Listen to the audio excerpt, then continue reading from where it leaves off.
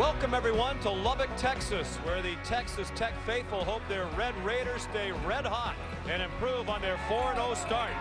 They'll have to do it against Landry Jones and the 17th ranked Oklahoma Sooners, who come to town desperate to avoid back-to-back losses in the Big 12. It's the Red Raiders and the Sooners in what could be an old-fashioned shootout on the plains of West Texas.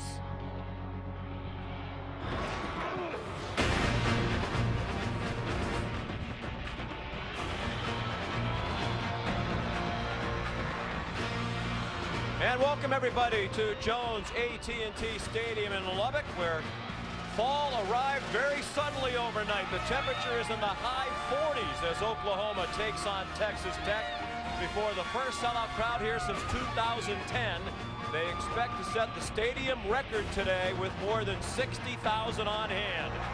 And the locals are fired up as the Red Raiders are off to a 4-0 start. They moved into the top 25 of the coaches poll this week after last week's win at Iowa State, the best of their 4 victories so far. And here come the Red Raiders, led by Tommy Tuberville. In his 3rd season, starting to win over the locals. A win today over Oklahoma would certainly make him even that much more popular.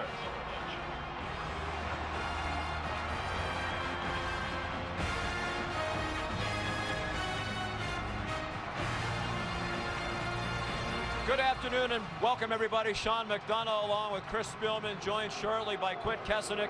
Delighted to have you with us. Oklahoma arrives here a disappointing 2-1. That loss was 2 weeks ago at home against Kansas State. They had a bye week to think about that last week. So here they are in Lubbock taking on a much improved Texas Tech team. The man who needs to be much improved for the Sooners is the quarterback Landry Jones. Yeah, Sean, you wouldn't think a guy that started 4 years is struggling with confidence. And the reason why he's struggling with confidence is this: he's not comfortable with his wide receivers, plus pressure bothers him. But look, you've had a training camp. You've had 3 games. You have 2 weeks of practice. It's time to get comfortable. If they don't get comfortable, they don't have a chance against a very good #1 defense, in fact, so far this year. 2 prolific quarterbacks in this game, including the Red Raiders' Seth Doege, who last year in their upset win over the Sooners in Norman threw for 441 yards and 4 touchdowns. They'll spread you all over the field and wing it around. Should be an up-tempo game. The big difference for Texas Tech this year is a much improved defense. Well, Tommy Tuberville went back to his past and hired his old buddy from Ole Miss, Art Kaufman. Art Kaufman has brought a fundamentally sound defense. The kids have bought in. Where they're really good is on the defensive line. They finally have depth. Last year against Oklahoma, they played 6 walk-ons. That's not the case this year. They'll get in your face, they'll pressure you, and they play sound. They're #1 in the country in total defense, but they'll get their stiffest test of the season today. Oklahoma and Texas Tech from Lubbock, the kickoff right after this.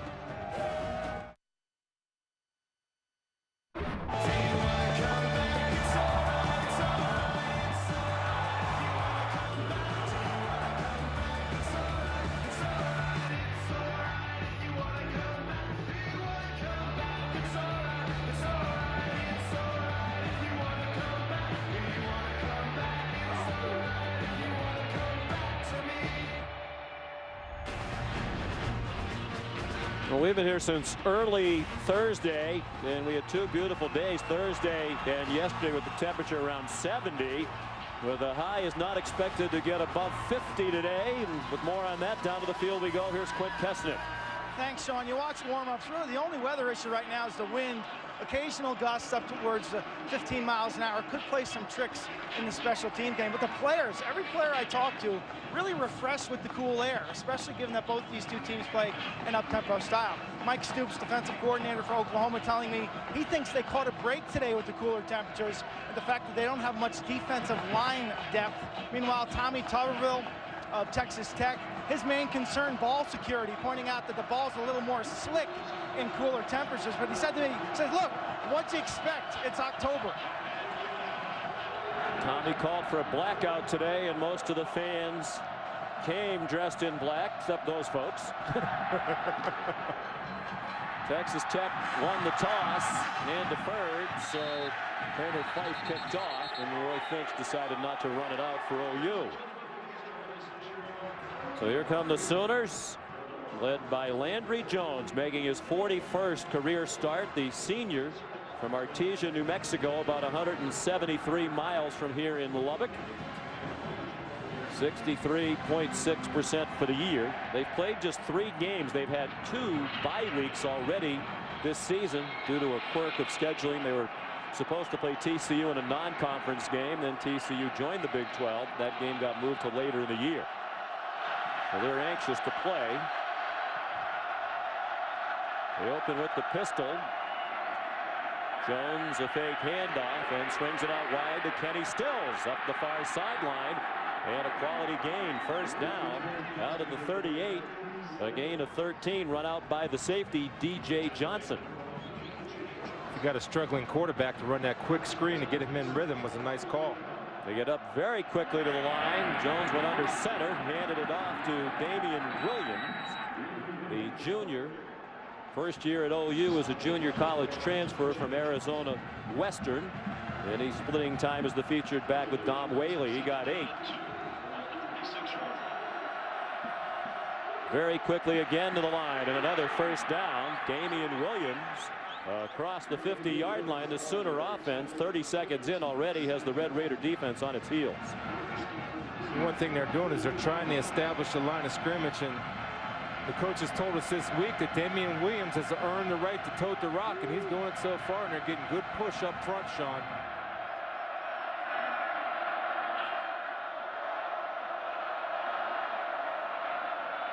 They swing it out to Williams. Looked like a lateral. He's in trouble and banged out of bounds for a loss. Back across the 50-yard line into their own territory at the 49. Well played by the corner, Cornelius Douglas, senior from Lawton, Oklahoma, one of 3 Oklahoma natives on the Texas Tech team. Douglas with good ball skills out there, a corner, former wide receiver with 50-plus catches in his career as an offensive player. Moved to the defense last year out of necessity when they were decimated by injuries late in the year. Back to the pistol look. On 2nd and 13, a lot of time for Landry Jones, and he throws complete to the 40-yard line. Caught by Trey Millard, their do-everything fullback, and it'll be 3rd down and 2. Good job by Landry Jones of staying in the pocket. Now they have a Landry Jones coming out of the game. They bring the big fellow in, number 10, Blake Bell. The Bell-dozer. Saw this a lot last year, not as much this year in short yardage and goal line situations. They bring in the powerful 6'6", 254-pounder. He had a costly fumble at the goal line going in that loss to Kansas State 2 weeks ago. Timeout, Texas Tech. In the first half, 30-second timeout. While we have a moment, let's take a look at today's impact players for Oklahoma, brought to you by Chick-fil-A. We're going to start out with Damian Williams. We talked about a conscious effort to feed him the football today, showing good running skills. Kenny Stills, big target out of wide receiver, will help Landry Jones get into rhythm. And on defense, keep your eyes on safety Tony Jefferson, very active against the run and the pass. Oklahoma coached by Bob Stoops in his 14th season. Not lost back-to-back regular season Big 12 games during his time as head coach of the Sooners. It would be a first if they lost today. They've struggled here in Lubbock over the years under Stoops. They've lost the last 3 times they've played here in the hub city. Sterling Shepard went in motion, and Blake Bell has the first down and much more. Down to the 33-yard line. Gain of 7, first down. Just good job of Blake Bell being patient, and you're seeing up front the Oklahoma offensive line has been challenged a little bit coming in facing the #1 defense. I guarantee you their pride is being questioned, and right now they are answering a challenge with a vengeance, coming off that line and moving people. Landry Jones acknowledged his own struggles after the loss to Kansas State. He realizes he needs to play better. Had a costly fumble that led directly to a score by the K-State defense, and then a bad interception in that game against the Wildcats as well. Whistles before the snap. Prior to the ball being snapped, delay game. Offense. Penalty. Scott Novak is the referee leading this Big 12 crew. Sean, when you look at Landry Jones, when he struggles, he gets nervous in the pocket. So far, we saw him maintain his composure and keep his patience in the pocket as opposing to try to roll out. That's when he gets in trouble, when he gets inaccurate. Now they're saying that Oklahoma got a timeout called. You saw Bob Stoops making that gesture. And in fact, they are going to give Oklahoma the timeout and wipe out the delay of game penalty. So the Sooners on the move. Let's go back to the second quarter that lost 2 weeks ago at home to Kansas State. Jones sacked, stripped of the ball by Justin Tuggle. Terrell Childs recovered for the touchdown that put K-State up 7-3. And the Wildcats went on to upset Oklahoma 24-19. Sooners number 4 in the preseason polls, now number 17. They really cannot afford a loss today if they are likely to be a factor in the Big 12 race. First down and 10 after the run fake. The quick pass to Sterling Shepard, the true freshman from Oklahoma City, taken down immediately by Cody Davis, the safety and the leading tackler for the Red Raider defense. Mark Kaufman challenged Cody Davis in the offseason to get more physical, and Cody did a good job of filling on the screen, making an open field tackle.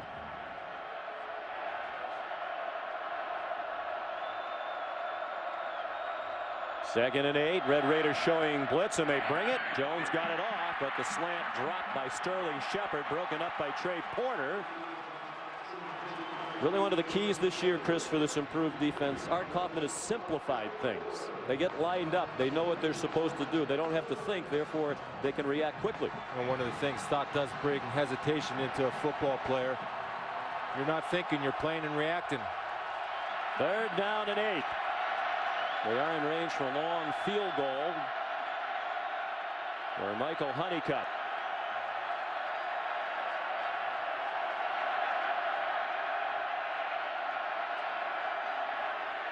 Setting up a screen against the 4-man rush. Damian Williams picks up some nice blocks and has a first down inside the 15-yard line.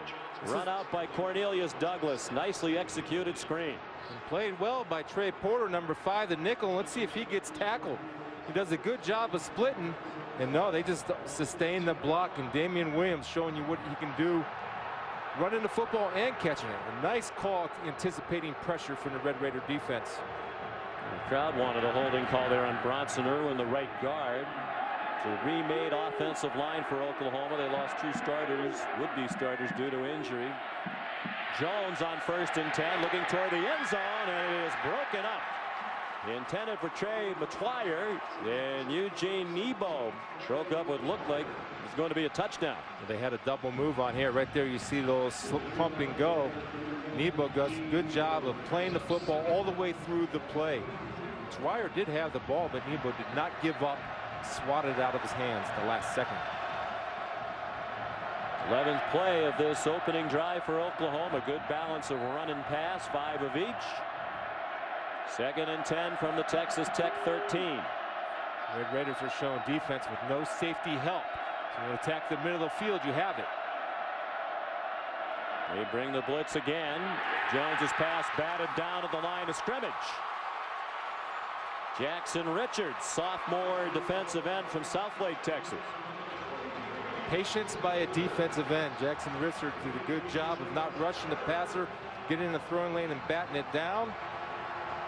Tough in the red zone, only allowing 3 TDs. They've played a relatively soft schedule. Texas Tech wins over Northwestern State, Texas State, New Mexico, and then the one road game, the second road game at Iowa State. Texas State was also on the road. Landry Jones on 3rd and 10, throws, and it is caught for a touchdown. Justin Brown, the transfer from Penn State, with his first score as an Oklahoma Sooner. Boy, height does matter. Here you have Justin Brown at 6'3", going up against 5'9", Cornelius Douglas, who is in good position. Landry Jones Sees that Douglas is even with Brown, so he's going to throw it long and let Brown run right underneath of it. What a start for Landry Jones. That does wonders for his confidence as we move through this football game. A nifty opening drive for OU. 75 yards in 12 plays. Just over 4 minutes. The extra point up and good by Michael Honeycutt. Sooners converted 3 third downs along the way. Landry Jones, the touchdown pass. His 6th of the year. 7-0 Oklahoma.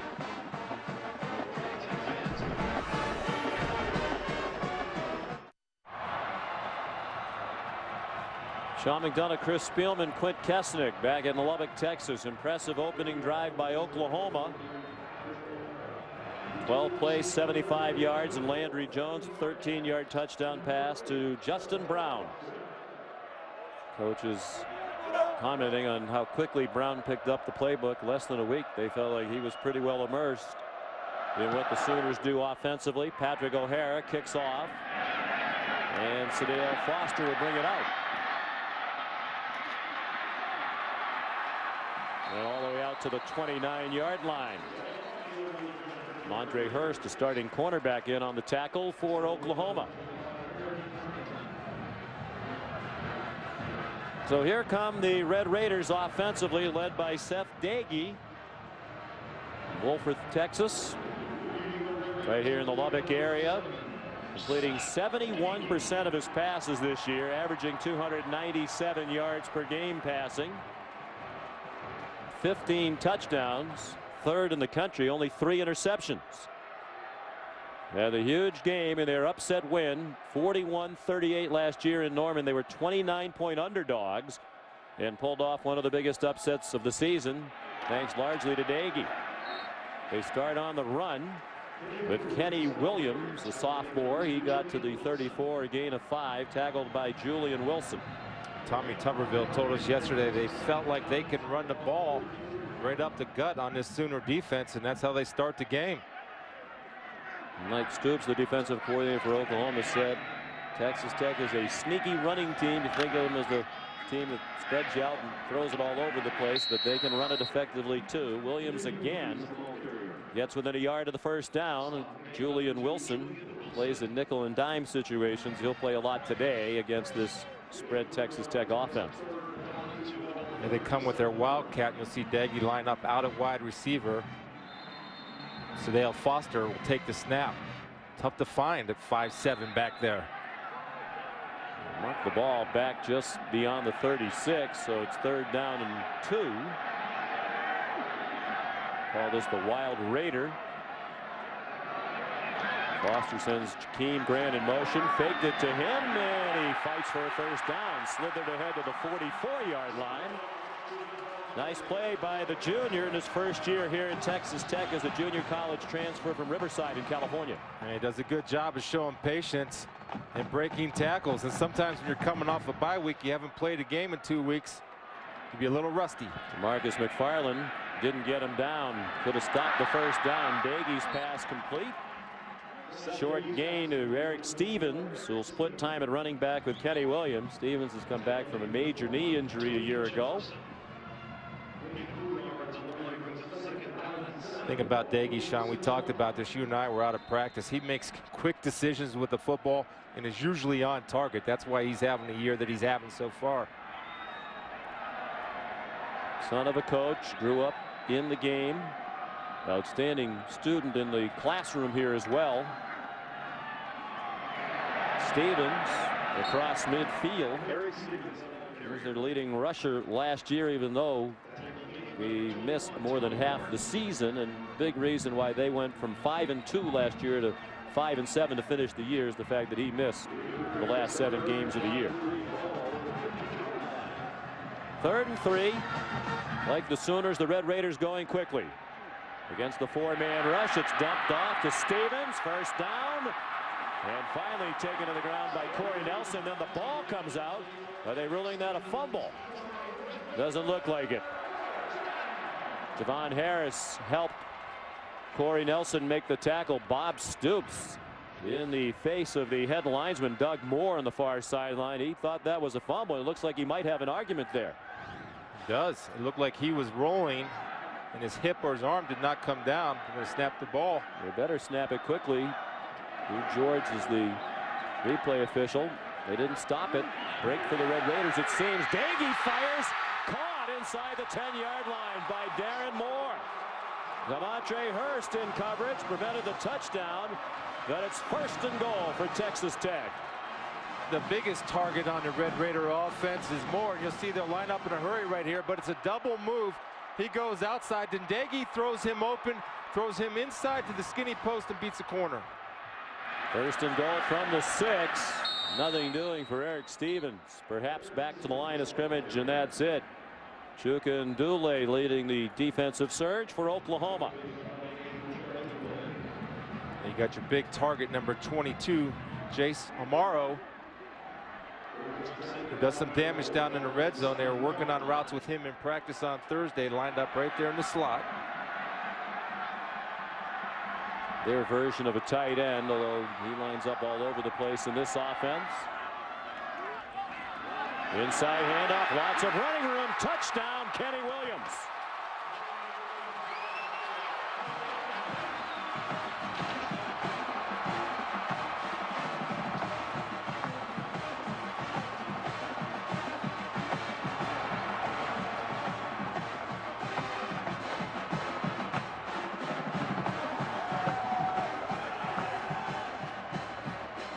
So Texas Tech answers the impressive opening score by Oklahoma with a nice drive of its own. We will go back as time permits and take a closer look and see if it was a fumble. We'll examine that when we come back. They might have caught a big break to keep that touchdown drive alive. 71 yards in 9 plays and a 7-yard touchdown run by Kenny Williams.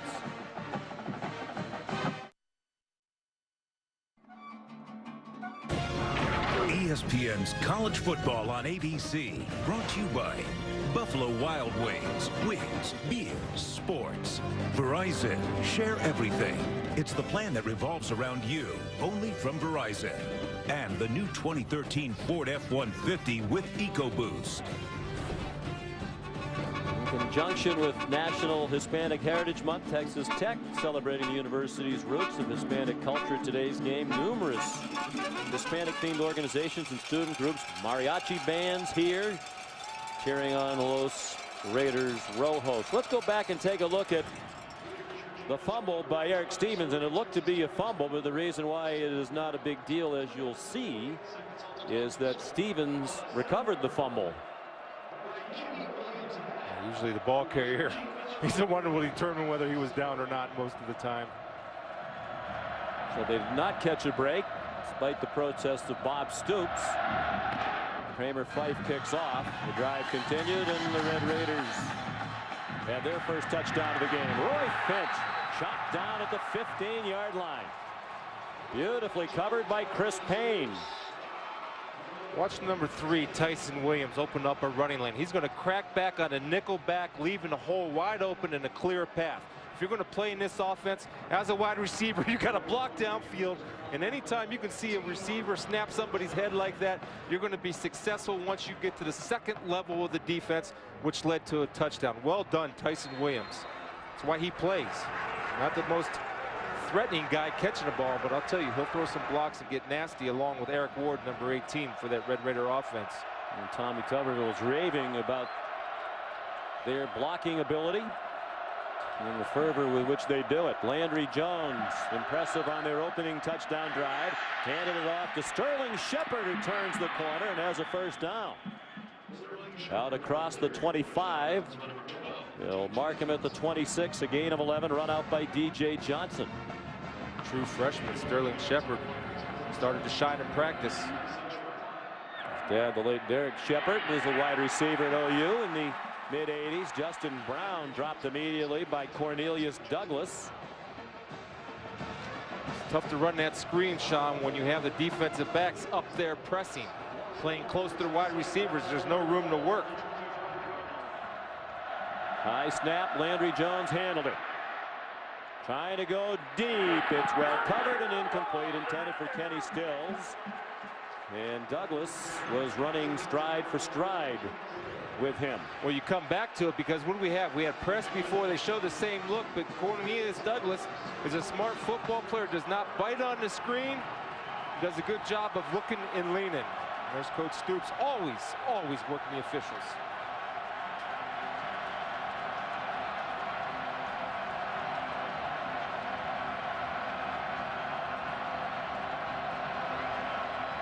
Third down and 11.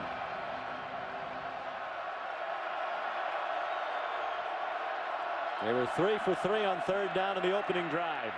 Pressure this time, Jones, and he got away. And throws, and it is broken up, intended for Shepard, and broken up by Eugene Nebo. Two things here. Landry Jones does not panic. He steps up into the pocket, protects the football, then he gets his eyes back downfield. Nebo does a good job of coming by, not getting his hand on the back of Shepard.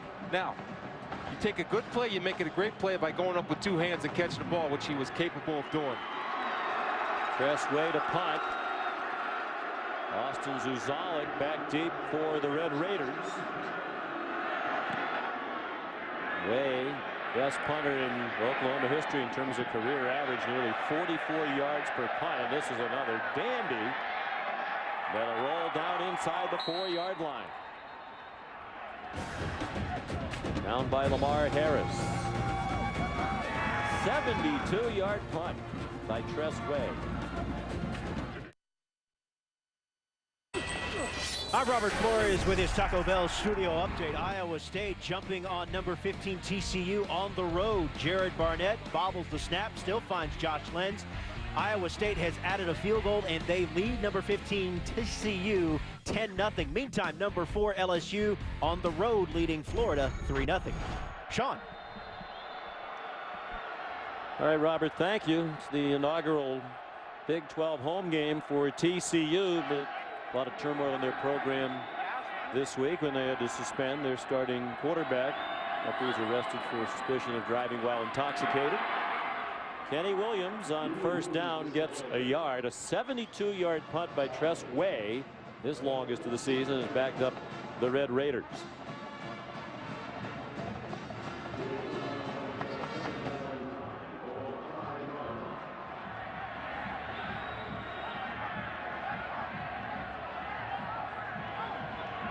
Daggy made a couple of poor decisions last week.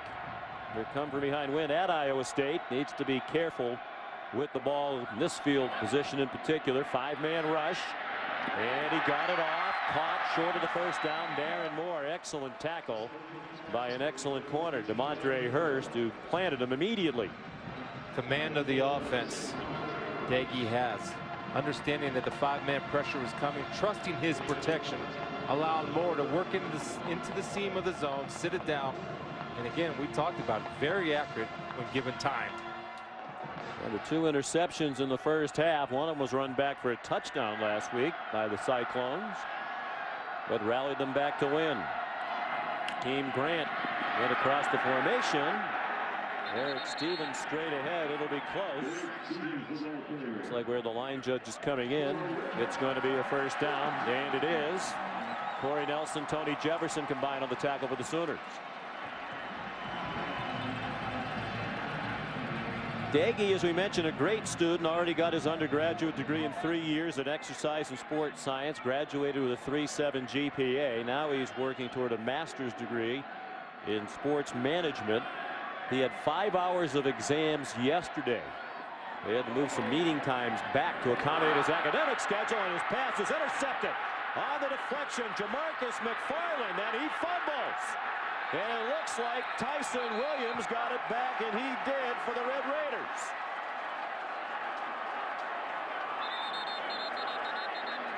R.J. Washington tipped it. McFarland intercepted it. And then he fumbled on the return. And Texas Tech got it back. One way to play screens is have your defensive lineman help and recognize the screen, which Washington did. Oklahoma was talking about deflecting the balls. Then you see this. Beggy's coming in, trying to make a play, knocks McFarland down, the ball loose, and Tyson Williams digs it out. Huge big problem for Oklahoma in their first 3 games. They had only 1 takeaway. That was an interception by Javon Harris. They're tied with Buffalo for the fewest takeaways in the country. Oklahoma came in -4 in turnover margin. Turnovers were a huge issue in the loss to K-State. Eric Stevens tackled by R.J. Washington out of the 10-yard line. Gain of 6. That's a smart play by the Texas Tech offense, turning the defense, understanding that defensive linemen aren't used to handling the ball, and their hands are usually all taped up with gloves and everything, and just go in and strip at it. You got a good chance of knocking it out, in which they did.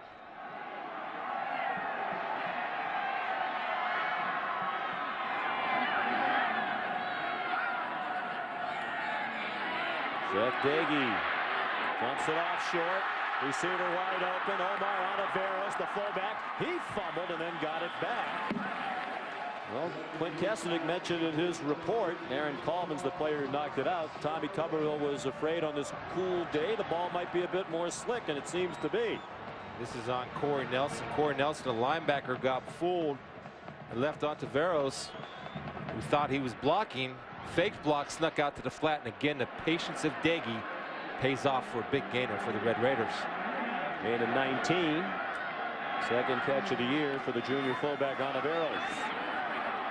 Kenny Williams to the 33-yard line, yanked down by Chuka and Dule. Another problem, Chris, for this Oklahoma defense, they just don't have the big playmakers, the impact players. They have a lot of solid players. But Mike Stoops was talking about the lack of the Roy Williams, as you can go right down a long list. Well, when you watch an Oklahoma defense over the years, you see NFL. And when you look at this film, you don't see NFL. They had trouble, particularly against the run, first 3 games. Dagey passes for a first down. Bradley Marquez, 40-yard line. Picked it up with a yard to spare. A 7-yard connection to the sophomore from Odessa, Texas. Just amazing to me the amount of receivers that get into action. We watched them practice. They practice at a high tempo. And when you use this many receivers, John, it breeds competition for playing time.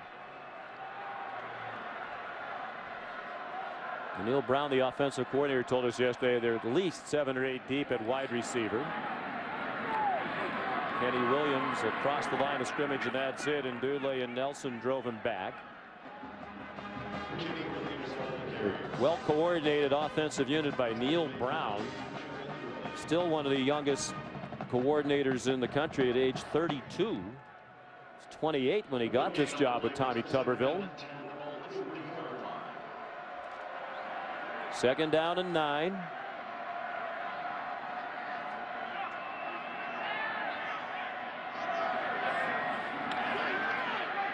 Pressure picked up. Dagey, first down.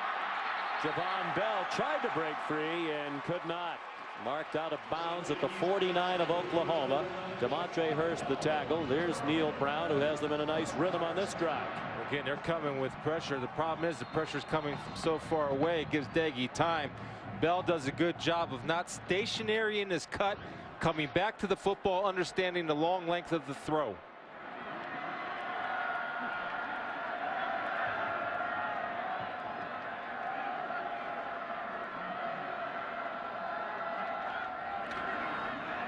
Inside handoff, Sadale Foster. Neil Brown said of all their running backs, he is best able to make the opponents miss, and you could see it on that run. Tony Jefferson and David King the tackle. I remember as a linebacker, Sean, I used to like to play against the bigger running backs. One reason is you can see him when you got a small guy back there, an enormous offensive line, they're hard to find. Dagey's pass tipped to the line of scrimmage, intended for Eric Ward, and it's incomplete. Looked like R.J. Washington got a hand on it. Something Mike Stoops talked about during the week, and you can focus on when you play a team that throws the ball quickly. Don't worry so much about the pass rush, but to get your hands up into throwing lanes. And Texas Tech's offensive line will spread you out pretty wide to create those throwing lanes. But when deflections come turnovers, and Oklahoma's been lacking in getting the turnovers, they keep deflecting balls. They might get one. They got one, but they gave it right back, and the Red Raiders have capitalized. Here comes a blitz. Dagey given a good pocket, has his receiver, Jay Samaro. Out of bounds at the 24-yard line. Julian Wilson the stop. 18 yards on the game. Well, just stepping up into that pocket, understanding pressure is coming, and throwing to targets that you know they're going to be where they're supposed to be. That allows Dagey to throw to spots as opposed to throwing to men. It's well executed. When he gets on, he gets on. It's only his, what, second year playing football in the last 6 years.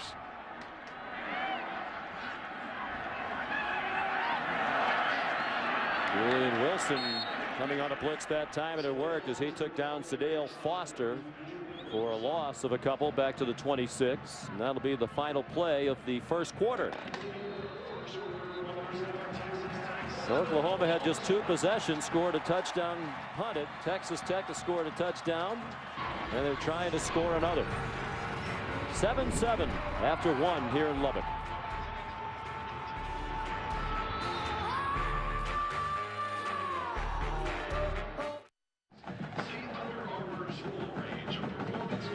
Among those in attendance today, the brand new head basketball coach here at Texas Tech, Chris Walker, introduced Thursday. He had been an assistant here, promoted after Billy Gillespie left, citing health problems.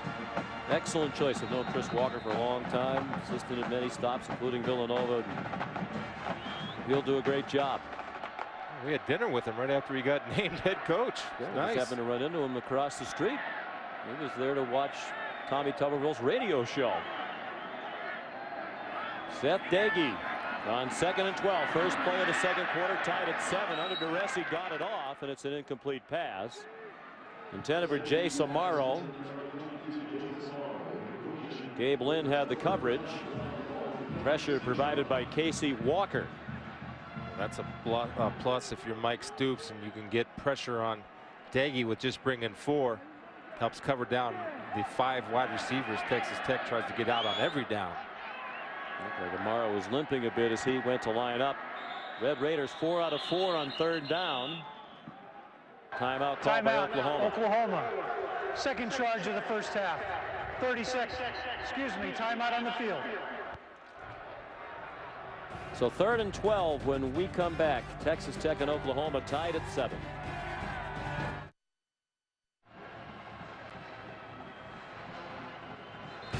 Tonight on ESPN, college football action continues with 3 top 10 teams headlining the night at 7 Eastern. Number 5 Georgia, number 6 South Carolina, and then at 10:30 the 23rd ranked Washington Huskies have their sights set on shocking 2nd ranked Oregon. Primetime college football presented by Hampton Hotels. Georgia and South Carolina at 7, Washington and Oregon at 10:30 all tonight on ESPN. 7-7 our score here. Opening seconds of the second quarter. 3rd down and 12 for the Red Raiders in field goal territory. Sooners show blitz and bring it. Dagey gets it off quickly. Eric Ward knocked out of bounds shy of the first down by Aaron Colvin. They'll mark it at the 18. 4th and 4, and Tommy Tuberville will send the field goal team out. That's a good recognition by Dagey. Getting them to show the blitz, that way you know where the weakness of the coverage is. You just work it and work for field goal position. He breaks the tackle, he's in the end zone. Didn't break it, but they have good position to get 3. There's Ryan Buston, off to a good start in his first year as Texas Tech field goal kicker. 6 out of 8, has a big leg. 35-yarder. Hooking line drive that's good. With a junior college transfer, he kicked at Kilgore Junior College last year. Tommy Tuberville told us yesterday at spring practice, I didn't even know his name. He likes him now. ESPN's College Football on ABC, brought to you by Michelin, a better way forward. DirecTV, now get NFL Sunday Ticket included at no extra charge when you switch. And Nissan, innovation for today, innovation for tomorrow, innovation that excites. Well, we didn't know this till yesterday, but believe it or not, organized meat judging has a history that dates back to 1926. Texas Tech began its meat judging program in the Department of Animal Science in 1938. They've won 6 national championships in meat judging. Reminds me of the NFL Combine right there. That looks like we're lined up. Cold enough to hang beef in the stadium today with the temperature in the high 40s. Texas Tech has taken the lead for the first time today on a field goal by Ryan Buston. Kramer Fife will kick off. Ball blew off the tee. Texas Tech has never defeated Oklahoma 2 years in a row. They've won the last 3 times the Sooners have come here. Oklahoma hasn't won in Lubbock since 2003.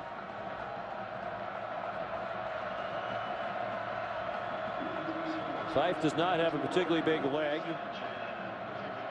7 of 27 kickoffs have been touchbacks this year. That one's high and short and taken by Brennan Clay.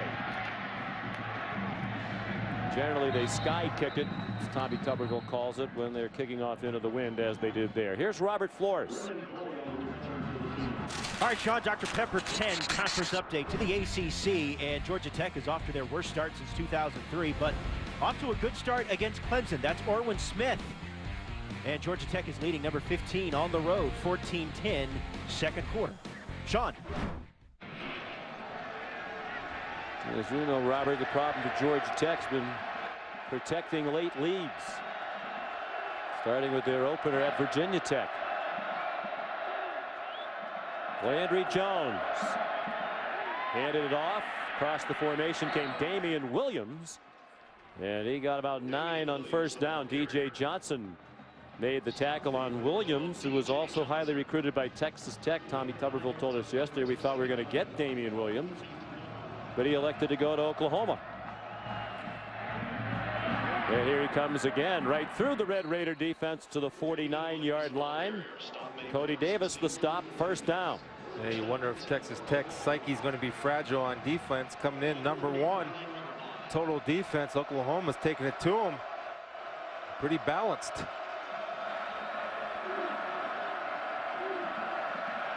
Eight-yard gain on the last carry for Williams. Hails from San Diego, California. Oklahoma's done well bringing in players from that area in recent years. Pass batted down to the line of scrimmage. Delvon Simmons knocked it down. Well, last year this Red Raider defense was 114th in the country in total defense out of 120. They were last in the country in rush defense. And look at the improvement. Then again, it's only 4 games, and it's been against relatively light competition. But on film, just comparing last year's film to this year's film, technique-wise and fundamental-wise, so much better. No question. Art Kaufman, his defensive staff done a terrific job. Landry Jones on 2nd and 10. Takes the check down to Damian Williams, stays on his feet and picks up a first down. Inside the 40, they'll mark it at the 38, tackled by DJ Johnson, an 11-yard gain. Josh Heupel, I think you like what you see from Landry Jones. Get a lot of criticism throughout the bye week. So far today, he's coming out and he's playing like we used to see him play, just confident and throwing the ball on target. It takes a lot of heat for a guy who's the leading passer in just about every statistical category in Oklahoma history. Thrown for more than 13,000 yards, 9th in the history of college football. Throwing a deep ball, and it is incomplete. They did not finish the catch by Justin Brown. Looked like a touchdown, but it squirted out. Well, the ball's thrown well to the back shoulder. Wow. Good job of Cornelius Douglas not quitting, striking and ripping the ball. Now the ball must be moving around in there. I think they'll take a closer look at that. It looks like he's recatching it there. Landry Jones taking some time. So far no replay stoppage, and they let it go. After the run fake, the quick throw to Shepard. Missed tackles near the line of scrimmage. And a first down for Oklahoma. Eugene Nebo made the tackle after Cody Davis whiffed near the line. Shades of last year with this missed tackle. Scheme is good. Cody Davis comes in unblocked, misses a tackle, and Sterling Shepard again shined during the bye week, is really starting to grasp the offense. The more he grasps it, the more he becomes a part of it. With 108 yards receiving last week against K-State 2 weeks ago. Last game had that on 7 catches. On 1st and 10, Dom Whaley into the game, and he got walloped. Cody Davis probably still a little bit upset with himself after the missed tackle. Lowered the boom on Whaley. That's a better job of running through your target. Watch his feet. His feet do not stop on contact. He tries to run through his target. Again, the scheme is sound. You have Nebo out there forcing the ball inside, knowing where the unblocked player, which is safety, coming in to fill with a good, solid, fundamental tackle. A rarity these days. 2 fullbacks in the game for Oklahoma. Power run, and Whaley powers down inside the 1-yard line. DJ Johnson and Will Smith prevented a touchdown. 1st and goal Sooners after an 18-yard run by Whaley. Well, what they're doing, Sean, is getting them outflanked. Texas Tech did not make an adjustment. When you have 2 guys offset into the backfield, you have to rotate your defense over there because they have a hat for a hat. And Oklahoma's offensive line and fullbacks are doing a good job of sustaining blocks. Texas Tech's not getting off blocks, and the result is big, long runs. Blake Bell in at quarterback. He fumbled in this situation against Kansas State. Very costly turnover. Hangs on this time and powers into the end zone. Touchdown, Oklahoma. And the Sooners go back on top.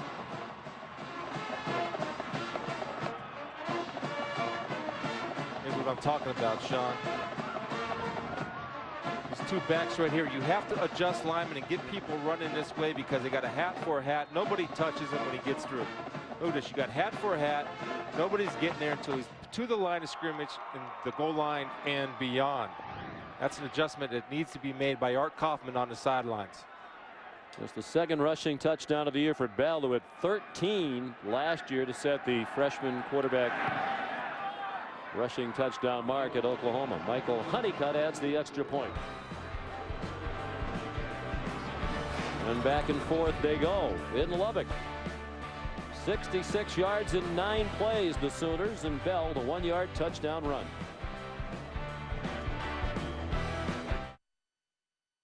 You're watching ESPN College Football on ABC, presented by Buffalo Wild Wings.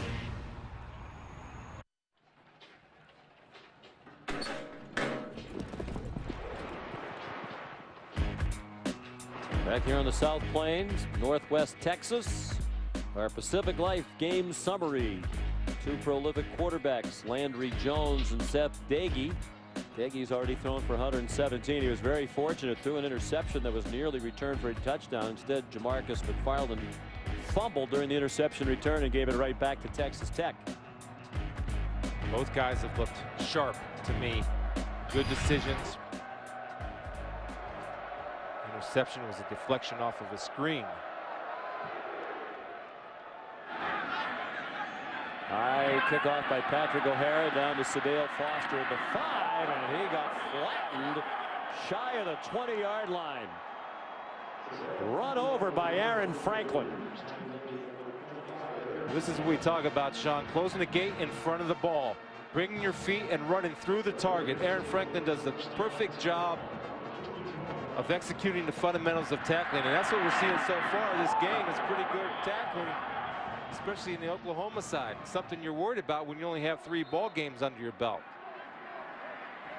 Well done. Only 1 against top-level competition. They went to UTEP to open the season, won there, played Florida A&M. Had a bye week, then lost to Kansas State. Had another bye week, and here they are today in Lubbock. That plays in trouble and dropped back inside the 15-yard line. Eric Stevens caught the screen pass, and R.J. Washington made the tackle. Mike Stoops told us that they're the best screen team they'll play all year, and they're obviously ready for those screens today. Especially R.J. Washington, who has a deflected pass and a major impact on the double screens, and they're recognizing it from the offensive linemen. When they're getting let free, they're not chasing the quarterback, they're dropping back, covering the back out of the backfield. Screens really hurt Oklahoma in this matchup last year in Norman. Dagey going deep. Eric Ward, the intended receiver, he was being held and a flag flies. Aaron Colvin had the coverage. Pass interference on the defense, number 14. 15-yard penalty. First out.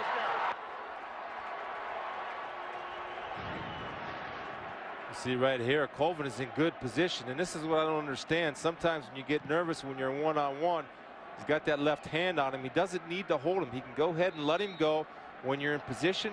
And when you get to that pass, just look and lean as opposed to grab and lean. Just look and lean, you disrupt the route. 15 yards from the line of scrimmage, 1st and 10, Texas Tech. 10:20 to go in the first half. The Red Raiders from their own 29-yard line. Dagey, lots of time against the 4-man rush, incomplete. Again intended for Eric Ward, who originally committed to Oklahoma while a junior in high school. We had an interesting conversation with Eric yesterday. He said, yes, I was committed to Oklahoma, but Texas Tech coaches asked me to come on a visit. I came on a visit. I really liked it. I graduated from high school mid-semester. The winter quarter was just about to start here at Texas Tech, so I just enrolled. He was a student at Texas Tech when he called Oklahoma to say, oh, by the way, I'm not coming. And as you might expect, the Sooner coaches weren't all that excited about it. Javon Bell the catch there. He's 2 yards shy of a first down. Tommy Tuberville happy to have Eric Ward. Eric said, yeah, I had it to do over again. I would have done it a little bit differently. It was kind of selfish the way I did it, but he's very happy here at Texas Tech. And that's why those verbal commitments mean nothing, and kids continue to get recruited because of they change their minds out of the Wildcat right now. Texas Tech. Eric Stevens rips through the defense and gets pulled down at the 50-yard line by DeMontre Hurst. Since verbal commitments mean nothing, I'm going to buy you dinner tonight. Here's Robert Flores in our studio. All right, Sean, here's what's happening on SportsCenter right now, brought to you by HP. Big game of the SEC between number 4 LSU and number 10 Florida at the Swamp. Zach Mettenberg picked off right there, but soon after, Jeff Driscoll sacked by LSU. And as you might expect, defensive struggle between these top 2 units, and it's 3-0 Tigers. All right, Robert, thank you. Nice catch by Jay Samaro on a short throw. Gain of about 4. 9 minutes to go. First half, Oklahoma leading 14-10. It's 2nd and 6. Red Raiders at the OU 45. Tommy Tuberville wants Oklahoma to blitz because they feel like they have big play capability. What frustrates a team like Texas Tech, if a team just kind of plays patient and plays a little bit of zone and forces Texas Tech to go on a 12 to 14 play drive, they better have teams blitz them. They feel like they can hit them. Inside handoff, Eric Stevens, wrestled to the ground by Julian Wilson. Of course, Tommy Tuberville took over from Mike Leach, who was popular in this area. He was a winner. He brought this throw it all over the place style of offense. So Tommy wanted to keep the passing game, but he also wanted to bring a running game. That's really his background. And they've worked hard to have more of a balance on offense. And they've had to build up the defense. They had very few quality defensive players when Tuberville got here. Pass by Dagey, incomplete, but they were interfering with Amaro. Everybody in the stadium saw that. Just about every official with a flag threw one, and the crowd was all over it. Julian Wilson a bit too frisky. Well, this is a matchup that they'll take all day long. They believe. Holding, defense number 2. 10-yard penalty. First down. I believe Amaro will be an NFL tight end, and his size at 6'5", 250 pounds. He's going to run here working on Julian Wilson. That's a matchup problem for Oklahoma all day long. You see he gets up the field quick, and Julian Wilson loses his balance, has to hold on and hang to try to stop him. Hope you don't get the call, but he did get it.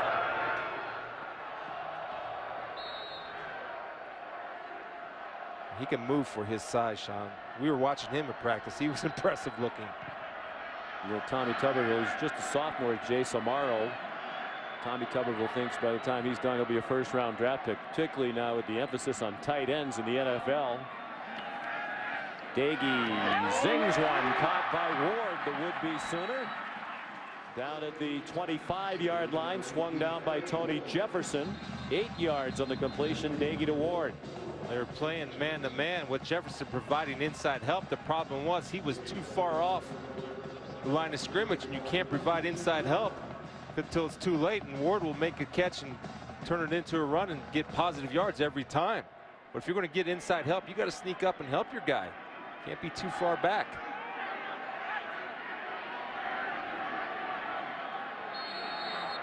Texas Tech struggling to get lined up. The play clock running down, so they'll use the timeout. Midway through the second quarter, Oklahoma leads Texas Tech 14-10.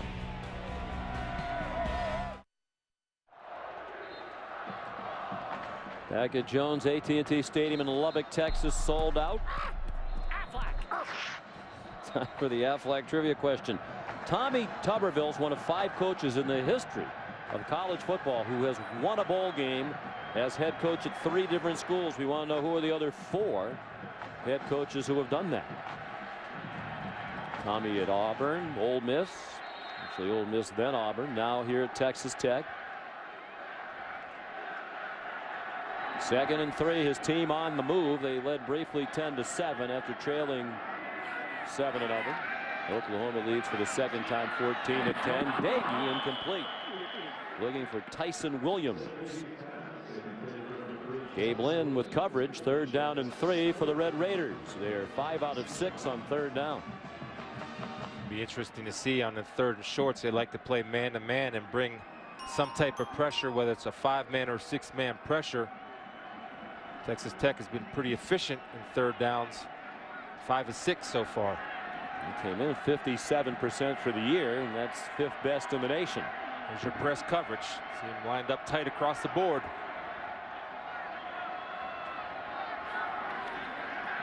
They rush 5. Dagey flush. Dagey in trouble. Gets away for the moment. Throws on the run. And it's incomplete. He had a man break open. Javon Bell. There is a flag down. There's also an injured Red Raider offensive lineman back at the 40-yard line. Terry McDaniel, the starting right tackle, is still down on the field, and now he's up, holding his right side. Legal touching on the offense, number 1. Went out of bounds on his own and was the first to touch a pass. Lost it down, previous spot, 4th down. That's a one-time, Sean, where if you're Dagey, you got to make the decision to get the first down with your feet. He had room to work. I understand that. But you had Bell that ran out of bounds, not knowing where he was on the field. So if he caught the ball, been nullified anyway. And on 4th and 3 at the 26, Tommy Tuberville has the field goal team coming out. Ryan Buston, who's already kicked one today.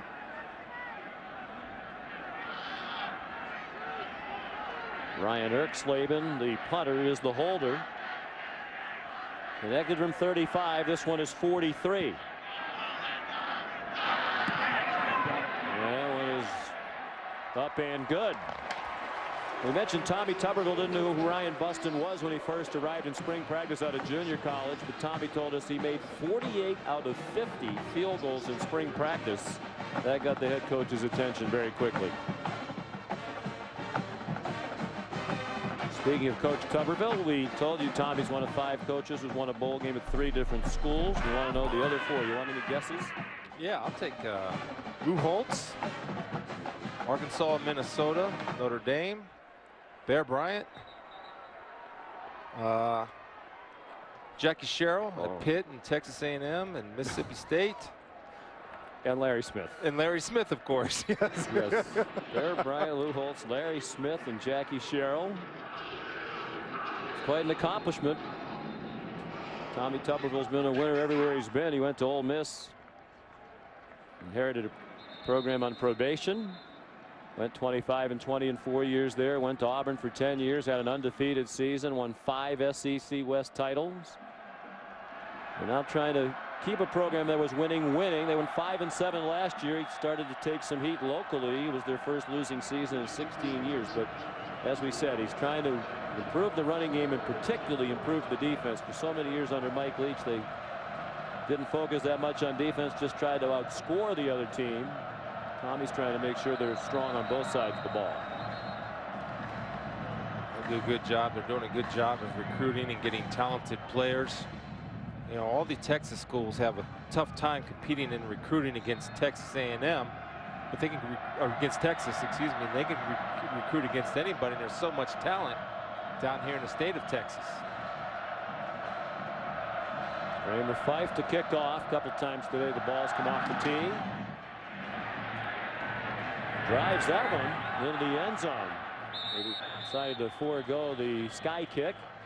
Roy Finch took a knee. Tonight on ABC, Saturday Night Football, the Big Ten Showdown. Number 21 Nebraska into the horseshoe to take on 12th ranked undefeated Ohio State. 21 Nebraska, 12 Ohio State.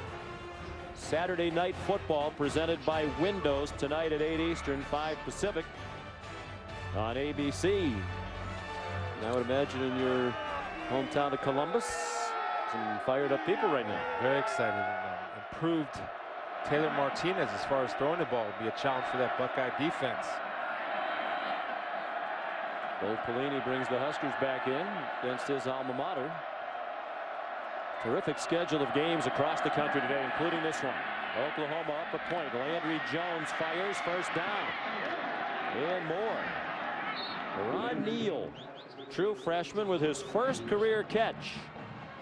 And it's good for 13 and a first down.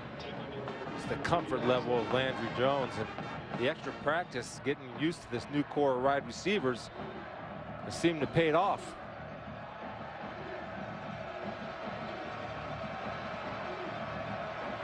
They said during the extra week they worked a lot on the timing of the routes, the precision in the route running, and trying to provide Landry Jones with a consistently better pocket.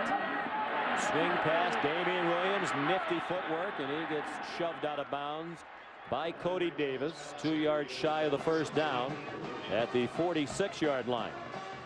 Well, the fact that Damian Williams does not look to go out of bounds, and you can see why they're trying to get him involved as they hurry up and snap it. And they hand it off to Williams, and he's smothered behind the line of scrimmage by Dartwan Bush. Anytime they go this pistol, you see Dartwan Bush, number 54, coming from the inside, avoiding the block of Millard. Getting penetration. Millard does not put a hat on him, allows Bush to sneak in there and get the TFL.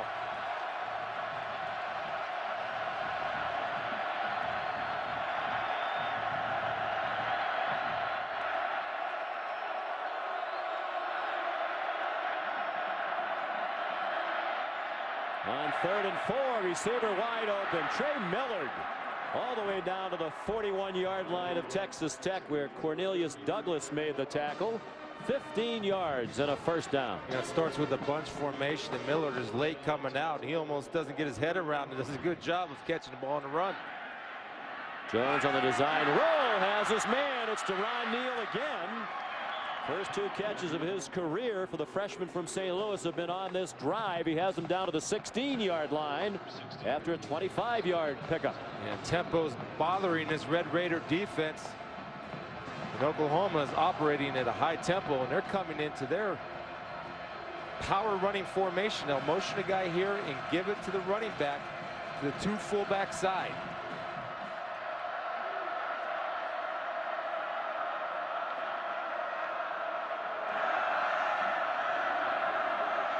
Shift the 2 fullback to the right, and as you said, Chris, if you knew it was coming, the Red Raiders probably did too, and Damian Williams has nowhere to go.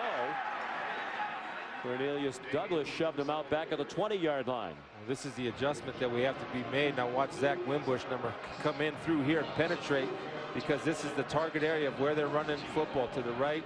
And anytime you can get that penetration by Kerry Hyder and the linebackers, you understand it's not that hard. If they're going to look like it, if they're going to look like they're going to run there, they're going to run there. Get your people running where right now on the snap of the ball. Forget the keys. Go to the ball. Did you say that to your coaches? Coaches, I'm just going to forget my keys and run to the ball? I just said my key was that. I don't know what your key was. That was my key. See ball, get ball. That's what I did. Timeout called by Oklahoma. They've used all their timeouts with 4:14 to go in the first half. We're back in Lubbock, Texas. Oklahoma leading Texas Tech by a point and driving. 2nd and 14 at the Red Raider 20-yard line. After the Oklahoma timeout, Landry Jones, just a 3-man rush, has a receiver, Justin Brown. He's gang tackled near the 12-yard line. Terrence Bullitt leading the Red Raider defense. They're doing a good job of recognizing zone and sitting it down in the open areas. Get 2 guys on 1 guy in the zone. The defender's put in a bind.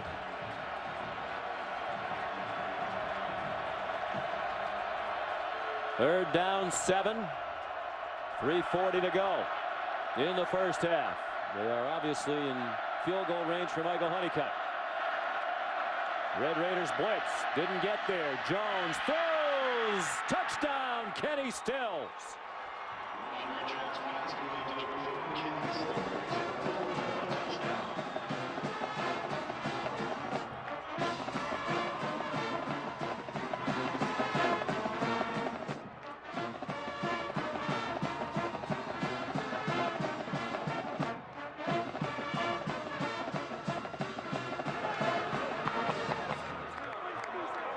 3.5 minutes to go. 75 yards in 8 plays. Stills the touchdown reception.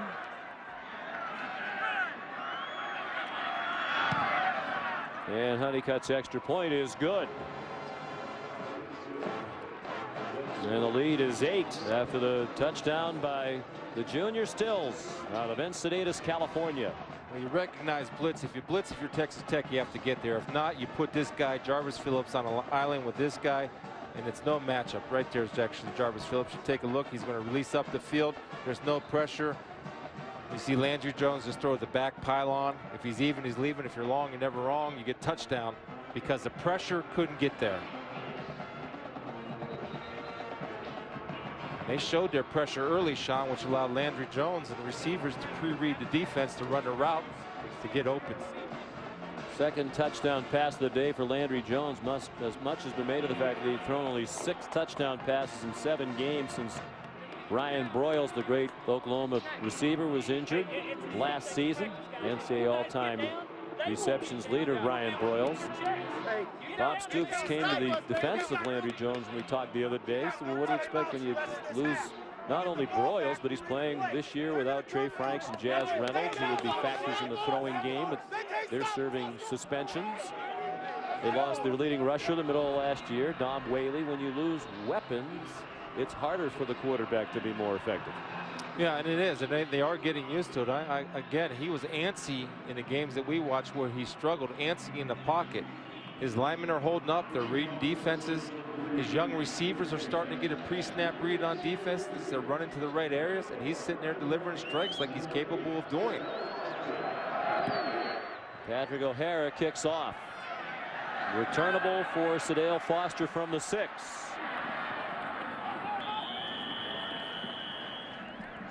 Taken down by Aaron Franklin. And a factor on special teams. Well, Jones was just 6 for 6 on that touchdown drive. He's having a very good day. There to get him in a rhythm. They start out with a couple screen passes.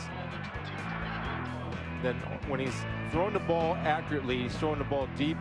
He's going to throw to a certain spot where his guys can go get it. Just like here, he's going to trust Kenny Stills to get to the back pylon. That's where he's putting the ball. And it's a mismatch when you get Stills lined up one-on-one versus a safety. Well, for 161 and 2 touchdowns already today. Texas Tech ball. Seth Dagey throws short to Tyson Williams. Transferred into Texas Tech from West Texas A&M, a Division II school. 7-yard gain. There's no panic in this Neil Brown offense. They know they're capable of quick strike scores from anywhere on the field. Lots of time. 3 minutes left in the half. 1 timeout left for Texas Tech. A one-score game, down by 8. Incomplete pass through the hands of Darren Moore, thrown a little bit behind him. DeMontre Hurst had coverage.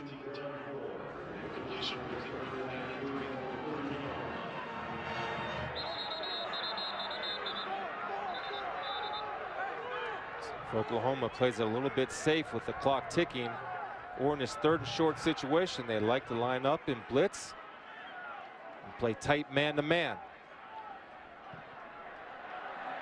Late substitutions for the Oklahoma defense. Don't think they got everybody off the field. Pass is caught for a first down. Jace Amaro refusing to go down, finally taken to the ground.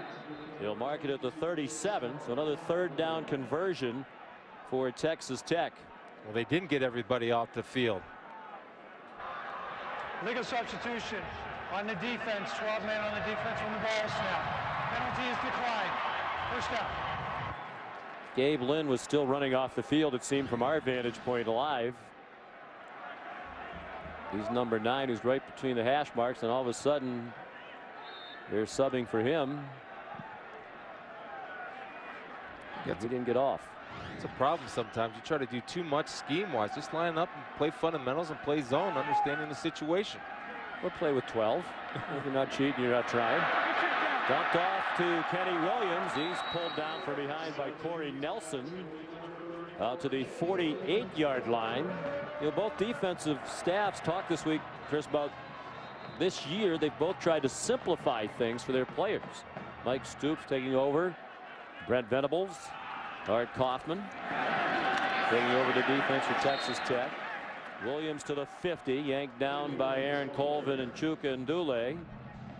I think that's going to be a trend amongst defensive coordinators against spread offenses because of number of points. You try to do too much, these offenses will kill you. Just be sound, fundamental, and understand where you are on the football field. And sometimes you have to play a little bit bend but don't break. Blitz. Daigie's pass is intercepted by Aaron Colvin. The cornerback who was up there as part of the blitz has his first interception of the season. Wow, tremendous play by Colvin.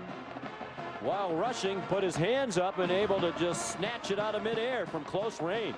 There's Aaron Colvin, number 14, and we come with a little bit of a corner blitz, and that's an athlete for you. Wow. Right there, shown vertical.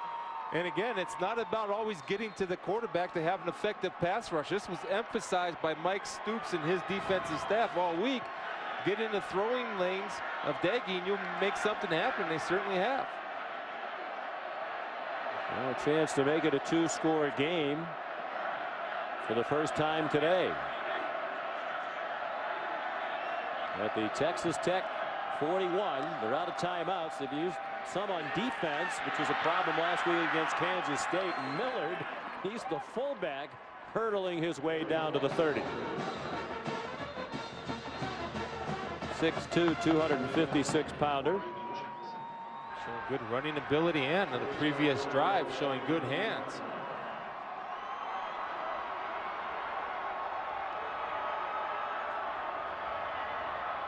After the 11-yard gain, back to the air. Landry Jones dumped it off short. Damian Williams knocked out of bounds. Another first down, however, at the 18-yard line.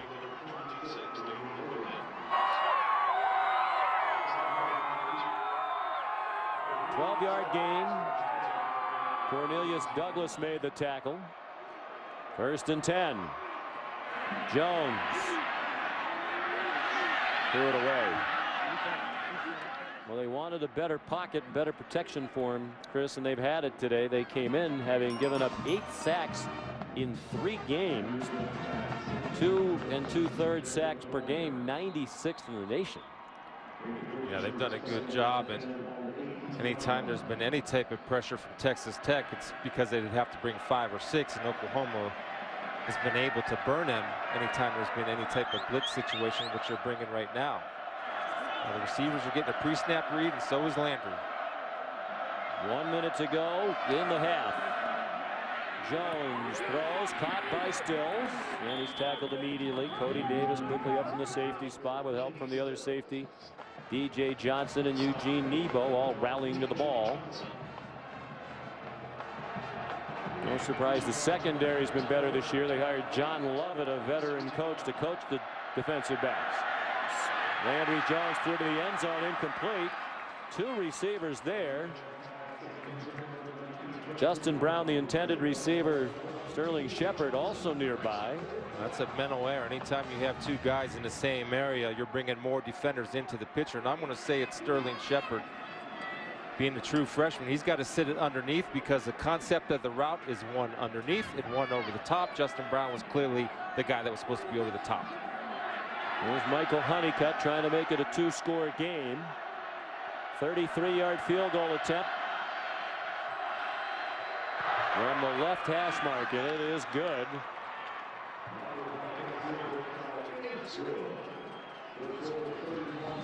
Honeycutt's an excellent kicker. 25 out of 29 now in career field goals for the sophomore from Richardson, Texas. Just outside Dallas, about a 5-hour drive from here. ESPN College Football is available anytime, anywhere on your computer or mobile device via ESPN.com. That's WatchESPN.com and the Watch ESPN app. I have that. I love it. Anytime I'm stuck in airports or hotels, I'm on that thing all the time. Doing all your research for the Aflac trivia questions. They're too easy. It's either that or you're sneaking a peek at the cards, which I find hard to believe. Man of your integrity and character. Clearly, we have to hide the Aflac card from you in the coming weeks. I've never been known to try to get an edge. It's a good stop for the Red Raider defense, actually, to hold them to 3. Something you can build on. Something I don't, quite frankly, think they would have done last year. They would give up 7 last year.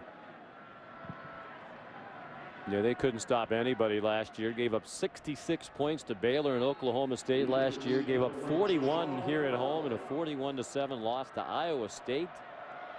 Even in the win at Oklahoma, they gave up 38. Red Raiders won that one 41-38. Patrick O'Hara kicks off. Javon Bell takes a knee.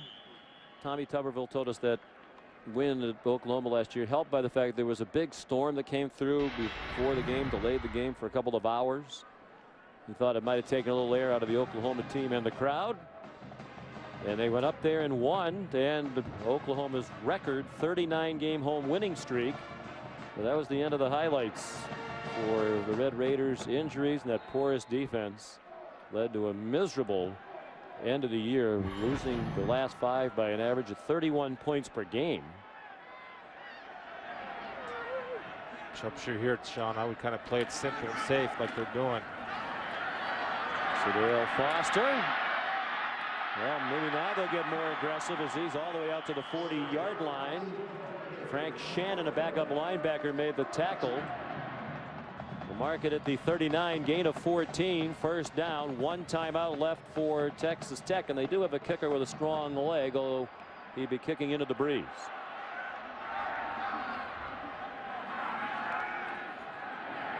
Dagey throwing it deep into single coverage. Oh, and they throw a flag. Boy, Ward looked like he was off balance the entire time.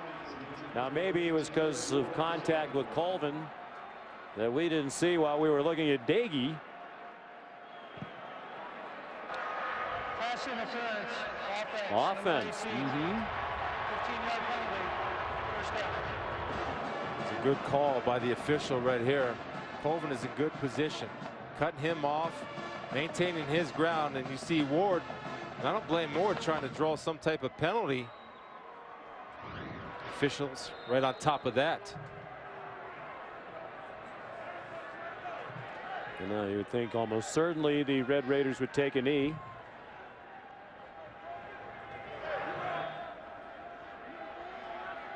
Or perhaps not. You have 3 wide receivers to the left. With the conservative inside handoff. Foster tackled at the 29. 5-yard gain gets us to halftime. Let's send you down to Quick Kesnick. Coach, how do you best describe the play of your defense? Well, you know, when we're trying to get 5-man pressure, we're not getting any pressure at all. I mean, we can't let Landry Jones sit back there all day and throw the football. That's what's happening. We've got no push on our offensive line. We thought we would be able to get some push with 5-man rush. We might have to change that around a little bit and maybe come from the outside, but no pressure. Thanks, Coach. Thanks. He's right, and as a result, Jones threw for 175 yards and 2 touchdowns in the first half. 24-13 Oklahoma at the break. Stay tuned for a complete halftime report right after these messages.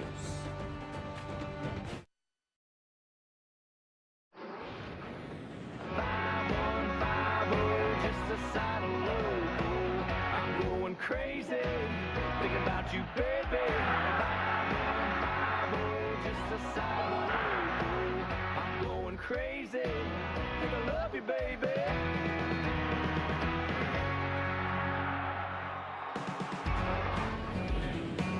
We're back in Lubbock, Texas, just about ready for the start of the second half as we look at first half stats. Oklahoma leading 24-13, slight edge in total yardage. Both offenses excellent on third down. Oklahoma had 5 possessions in that first half, scored on 4 of them, 3 touchdowns and a field goal. Sean McDonough and Chris Spielman, rejoined shortly by Quint Kessenich. What do you look for in the second half? Well, if you're going to blitz, if you're Texas Tech, you have to get pressure because you cannot match up athlete for athlete with Oklahoma. Tommy Tuberville said going into the locker room that they're going to try to bring pressure from the outside. They tried from the inside. They didn't get there, and they were burned. Very good first half for Landry Jones, the Oklahoma quarterback, who criticized his own play in their loss 2 weeks ago against Kansas State. He went 16 out of 25 for 175 and 2 touchdowns. Seth Doege will get the ball first as Oklahoma kicks off. Patrick O'Hara boots it through the end zone. Let's take a look at our Pacific Life game summary.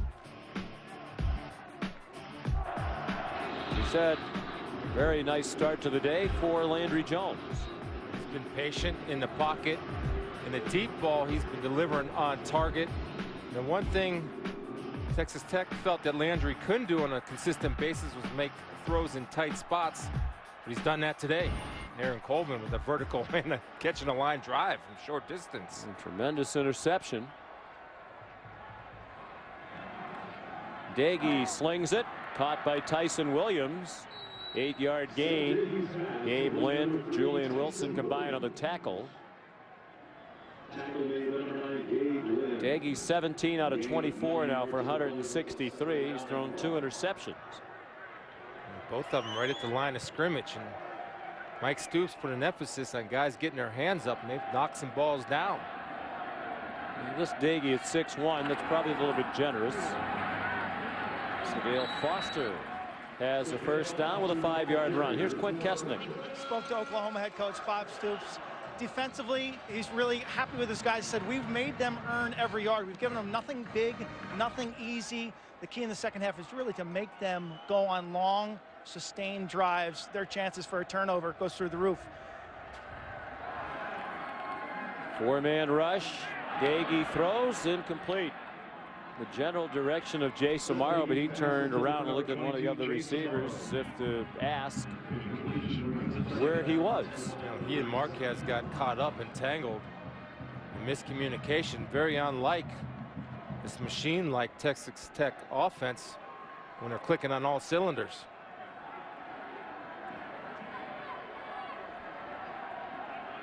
Five receivers spread the formation. 4 to the left of Doege. Quick pop to Sadale Foster. Good blocking on the perimeter. And he's tackled at the 41-yard line by Tony Jefferson, who might have saved a touchdown with that stop. Gap responsibility on screens also count. You're going to see inside the Oklahoma defender is going to come into the middle, and then with Sadale Foster will hit it right back outside. Watch about gap integrity. See right here, you see the good job of blocking inside, and that's Amaro knocking in Gabe Lynn, number 9. Sadale Foster setting it up like a run, patient, waiting for that hole to develop, and bam, strikes right through it. Looked like Aaron Colvin was being held, but they didn't throw a flag. Doege dumps it short for a 2-yard pickup. R.J. Washington, who's been an active participant in this one, took down Foster. I'd like to see Texas Tech, Sean, operate a little bit more of a tempo. They do have that within their game plan. Because of the lack of depth in that Oklahoma defense.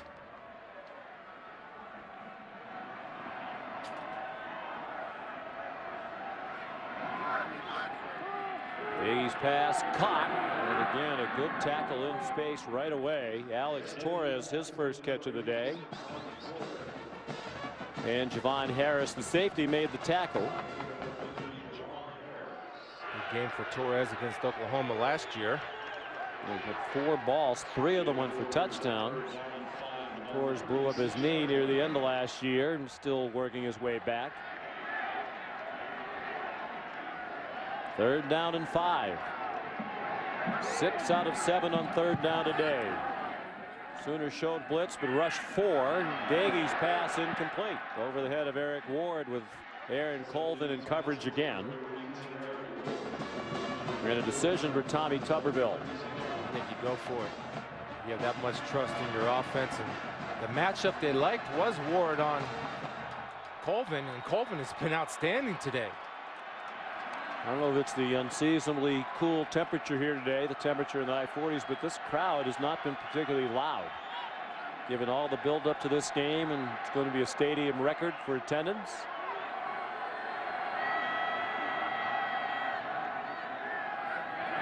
Fourth and 5. Blitz, and Daigie gets dumped back near midfield. Frank Shannon sacks him. They'll mark it at the 46. And Oklahoma takes over on downs on the first sack of the game for either team. And it comes with the corner blitz right here. He does not recognize you got the first down right there.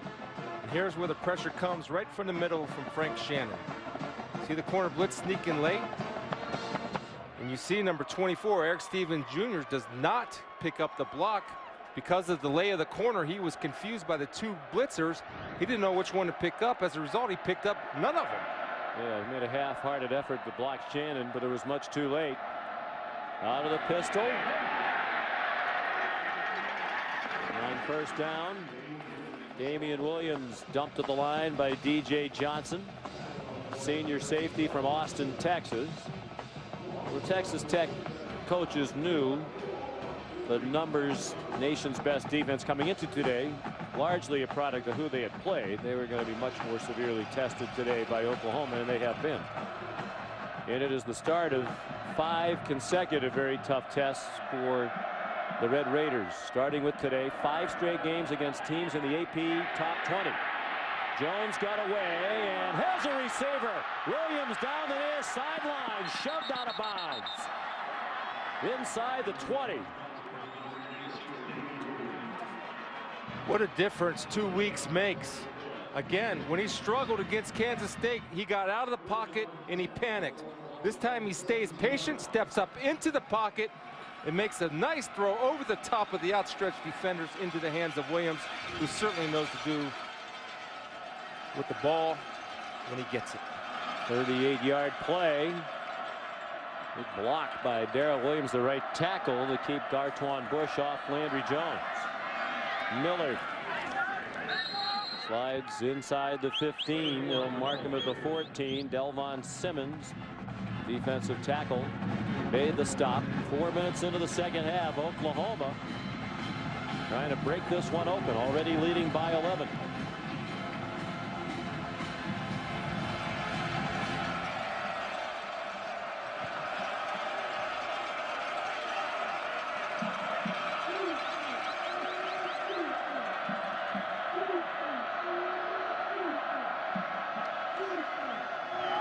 Deep handoff to Williams.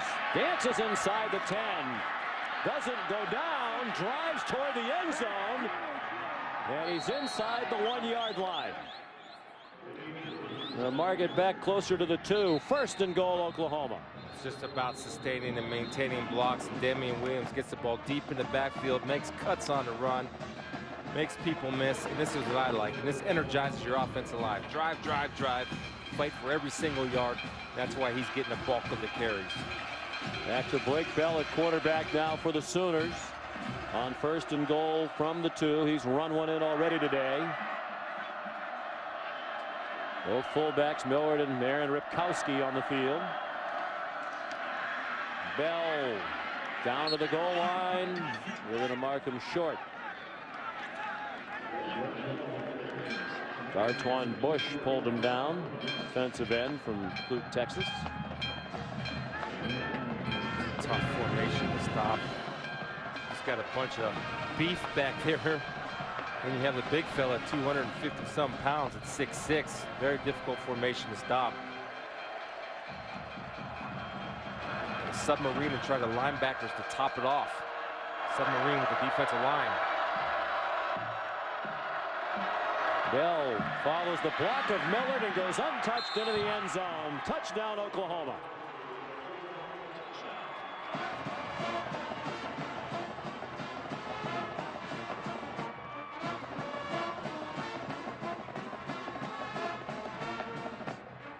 (16) career rushing touchdowns, and he's a sophomore. Blake Bell from Wichita, Kansas. You just have that Red Raider defense guessing, Sean. Everybody thinks it's going inside. You get Millard outside matched up with DJ Johnson, the safety, cuts him down, and then walk in for Blake Bell.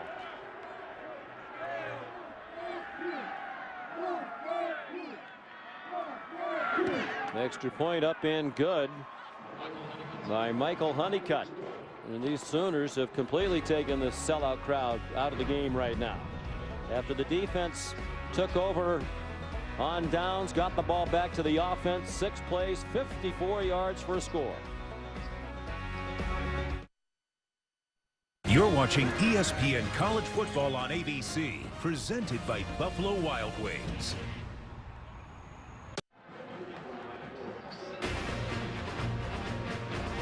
Sean McDonough, Chris Spielman, Quint Kesnick back in Lubbock, Texas. Oklahoma has opened up a 31-13 lead. Landry Jones, 213 passing yards today. He's moved past Colt McCoy on the all-time career passing yardage list in the Big 12, behind only the former Red Raider quarterback Graham Harrell. Jones owns just about every passing record at Oklahoma. With a win today, tie Steve Davis and become the winningest starting quarterback in Oklahoma history with 32 wins. Javon Bell dropped the kickoff from Patrick O'Hara and takes the knee.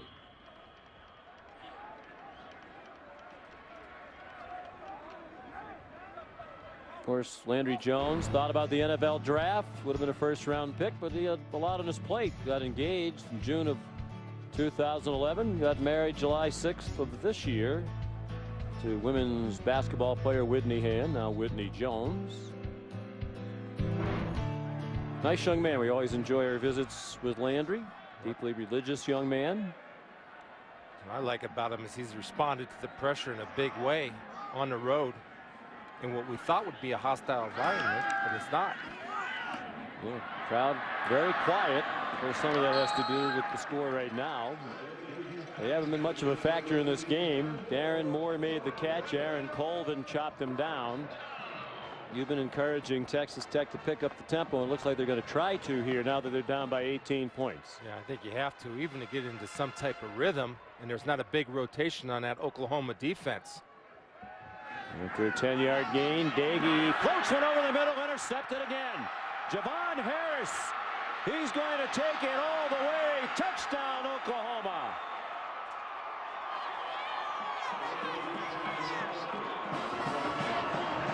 Sean, sometimes when you have a lot of balls batted, you're going to throw high balls, and that's exactly what happens right here. He has a throwing lane. The ball is high for Ward, although Ward should have probably caught the ball. Harris, being disciplined in his position, is able to catch the tip, then convert.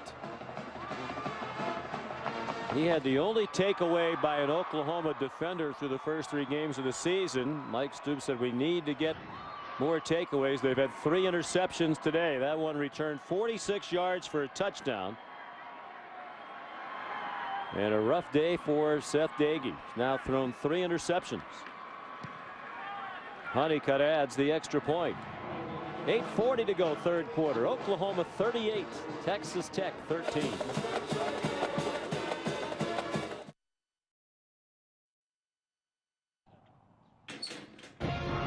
ESPN's College Football on ABC, brought to you by Pacific Life. For insurance, annuities, and investments, choose Pacific Life, the power to help you succeed.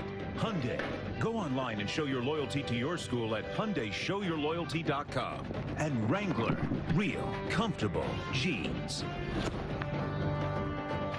The Texas Tech women's rodeo team made school history this summer, winning the first national championship for Texas Tech women's rodeo at the 64th annual college national finals in Casper, Wyoming.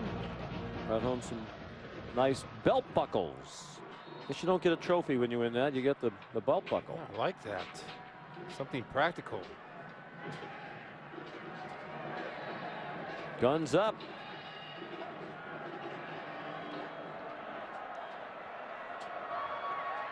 Might be Michael Brewer time. Guns up, but the spirits are not up for the locals here. 2 touchdowns in 38 seconds for Oklahoma. And a 25-point lead. Defense has been terrific today.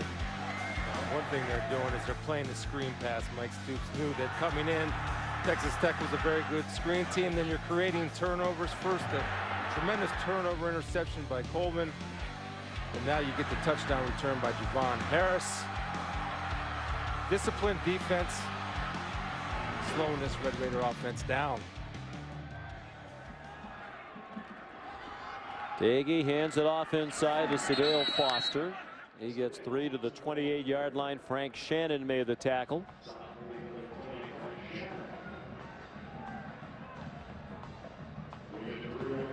Last year against the Oklahoma defense, Texas Tech had 572 yards of offense. Nowhere near that number today. 276. 200 of it through the air for Daggy. Threw for 441 in Norman. Foster gets nothing. Taken down by Aaron Colvin and Corey Nelson. Mike Stoops raves about Colvin, and after watching today's game, you can understand why. He's a solid football player. Very aggressive. Short memory for a corner. Had an interference. Doesn't bother him. Comes back. Makes good plays. Good position on his coverage. I'll tell you what Mike Stoops is doing. Every second down or any type of run situation, they're bringing pressure from the outside off the field side to cut down any cutbacks. They bring pressure again here on 3rd down and 7, and they get to Daggy. Back at the 18-yard line, Corey Nelson.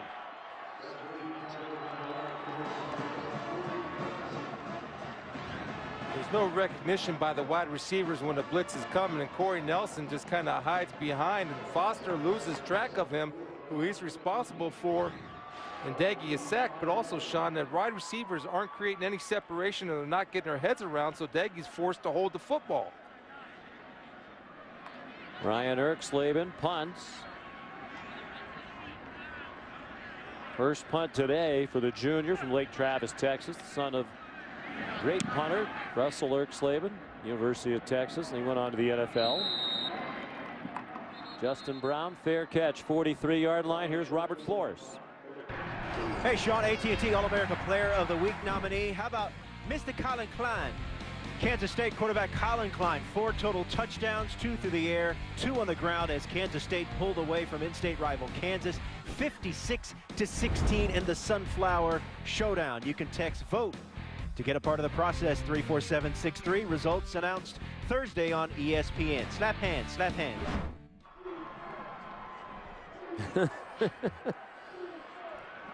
All right, thank you, Roflo. 6:46 left, 3rd quarter. Oklahoma pounding Texas Tech. Ball carrier Damian Williams is driven back at the 48. We think back to last year. The upset loss. Williams might have got poked in the eye. The upset loss against Texas Tech was a huge surprise, huge disappointment to Bob Stoops and Sooner Nation. You wondered how they'd bounce back. They went to Kansas State and hammered the Wildcats. Really, exact same thing this year. Well, I think they have to, and he knows he has a good football team, and it's a young football team, but a talented team, and they were all just kind of sitting around waiting to come together, and so far today it has. It looks like they're on the right track as long as number 12 continues to play like he's playing. Gives it to Miller, trying to turn the corner. Gives the stiff arm to DJ Johnson. Cody Davis trying to yank it out. They'll give forward progress to the 50. And it'll be 3rd down and 3. The last time the Sooners lost consecutive games in the regular season was Bob Stoops' first year in Norman. They lost to Notre Dame in Texas. We mentioned earlier they've never lost back-to-back Big 12 games under Stoops.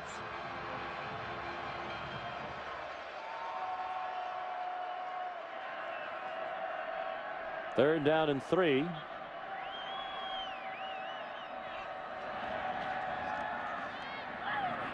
And they convert on the throw to Colton Bester. His first catch of the day, second catch as a Sooner. He's a junior college transfer from East Mississippi Community College, a 10-yard gain. Yeah, this is a good job of Bester finding the open area. And Landry Jones trusting that the linebacker was going to fade away from the coverage just like he did. And again, he's on time and on target. He's been like that all day. Trusting or getting away with it, one or the other. Yeah, a little bit of both.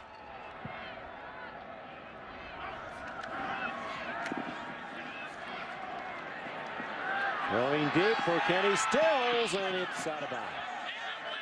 Yeah, Chris, we're talking about that mark. They haven't lost consecutive regular season games in 13 years.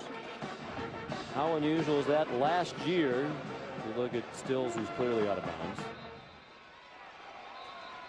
97 of the 120 teams in the country lost consecutive games. That's an amazing record that they had, and that's a sign of good coaching. And Bob Stoops certainly has done it for a long time. Say the talent's a little bit down. I just would say that their talent is young right now at Oklahoma. Injuries on the offensive line, suspensions at wide receiver. Williams ran into the pile at the 37. Picked up 3. All Bob Stoops has done is average 10.7 wins per year. 7 Big 12 championships. More than any other coach. 141 career wins. They have 4 coaches with over 100 career wins. The only school that can make that claim. Of course, won a national championship in the second year back in 2000.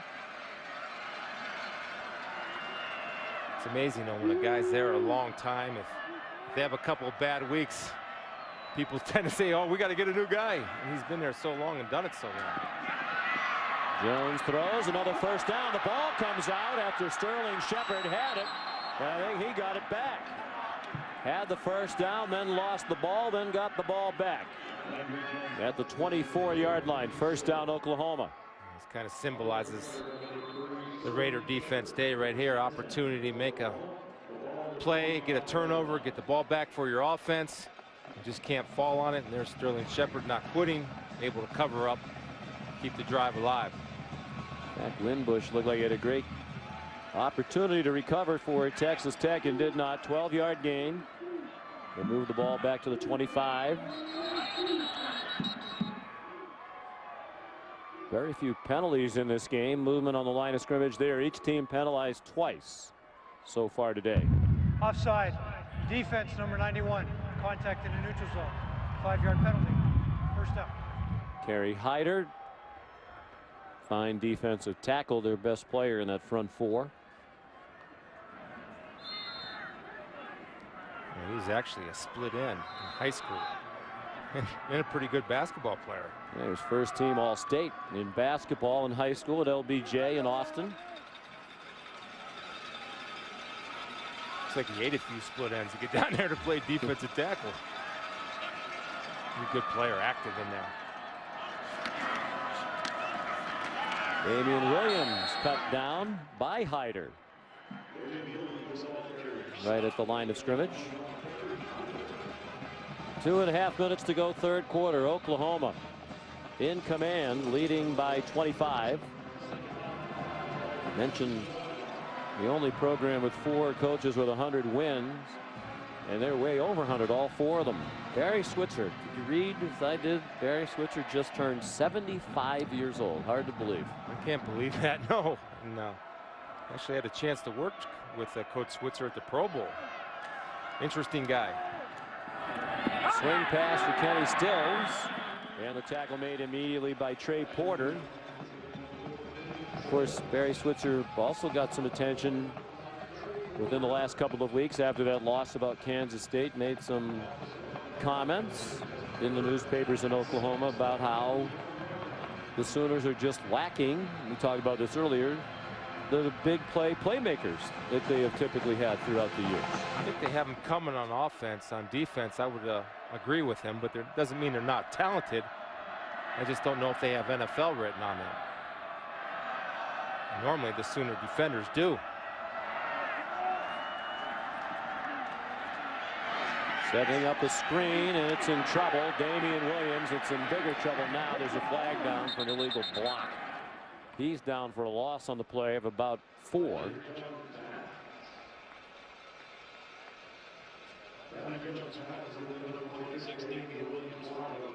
Bronson Irwin. Block in the back on the offense, number 68.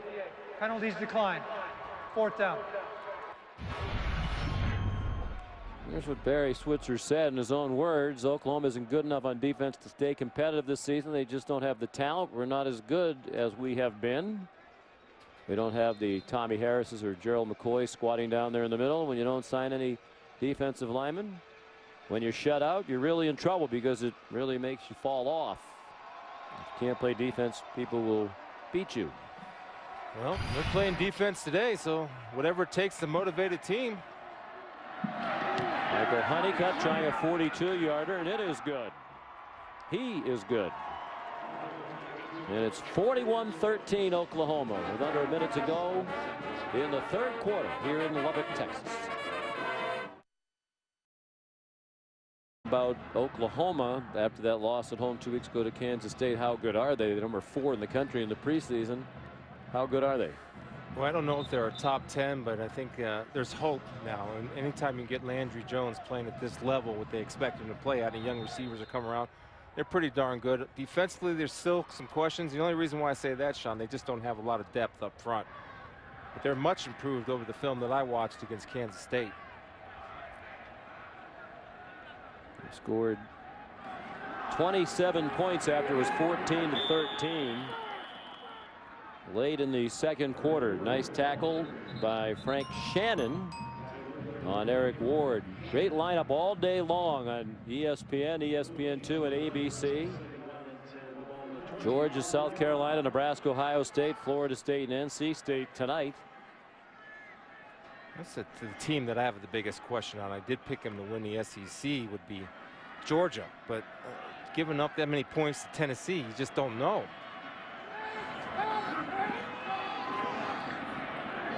So Dale Foster took the handoff. That'll be the final play of the 3rd quarter. Quarter dominated by Oklahoma as they outscored the Red Raiders in the 3rd period 17-0. They take a 41-13 lead in the 4th here in Lubbock.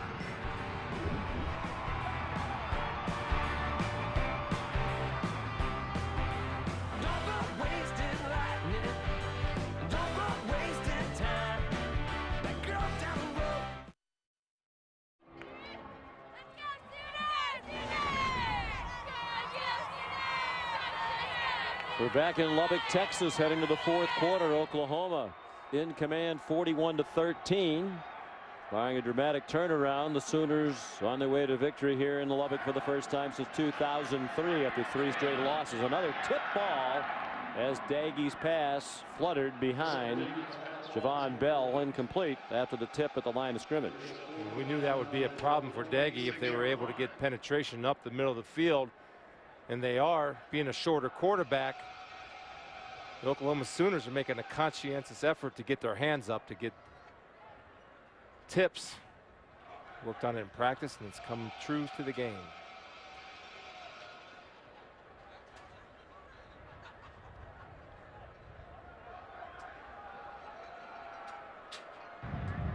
After the play was over, personal foul, unnecessary roughness on the offense, number 88. half the distance to the goal. 4th down. Marcus Kennard, wide receiver, called for the personal foul penalty. This will be a disappointing day, big time for the Red Raiders. They really believe they're a much better team than last year, and it might turn out that they are. But the reality, Chris, last year they were 4-0 also.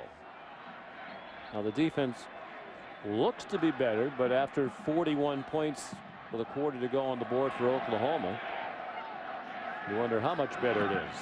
Brian Erksleben punts. Justin Brown caught it in traffic.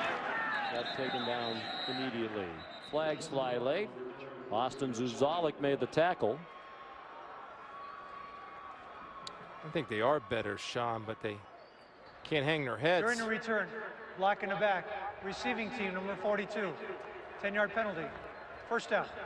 Let's check in with Robert Flores. All right, Sean, big showdown in the SEC between number 4 LSU and number 10 Florida. The Gators trailing, but they do have the game's first touchdown. They trail no more. Mike Gillislee short touchdown run, and the Gators on top 7-6, and they're at midfield driving right now. Some people still wondering about how good the Gators are, but might be able to answer that question today. They could knock off number 4 LSU. Get good quarterback play from Driscoll, throwing and running. Muschamp's done a nice job.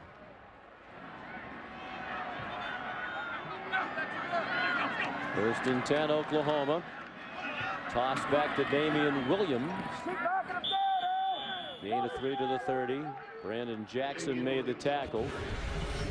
Well, we mentioned we'd learn a lot more about Texas Tech over these 5 weeks. Next week, it doesn't get any easier. Number 8 West Virginia's here in Lubbock. Then the Red Raiders go to TCU and Kansas State before they host Texas here, their first game in November. 5 games in a row against teams that today were ranked in the top 17 in the country or better.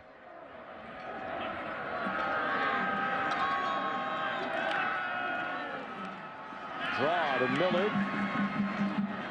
Texas Tech trying to rip it out. Fennell Wesley had a hand in there on the ball, couldn't get it out. Millard stopped at the 34-yard line, and it'll be 3rd and 3. That's why I said they can't get too down on themselves. They are a better football team just based off the film, and when you have an offense that's going to come in here like West Virginia, you better be not feeling sorry for yourself. You just keep going back to work.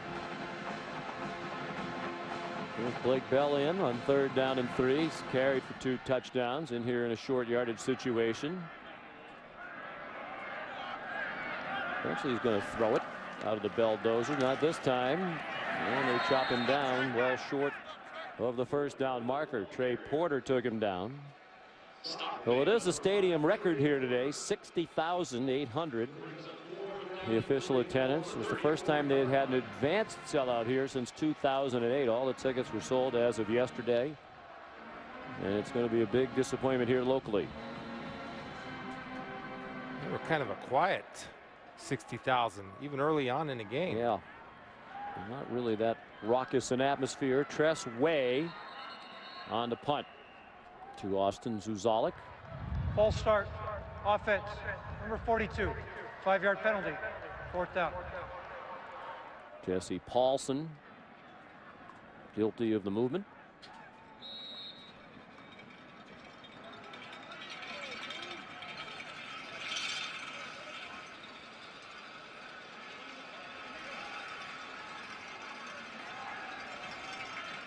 Way, the punter, well respected by his teammates. Senior from Tulsa, he's one of 5 team captains with Landry Jones, Gabe Eichert, David King, and Trey Millard. Fair catch made by Zuzalik, and the Red Raiders will begin at their own 33 right after this.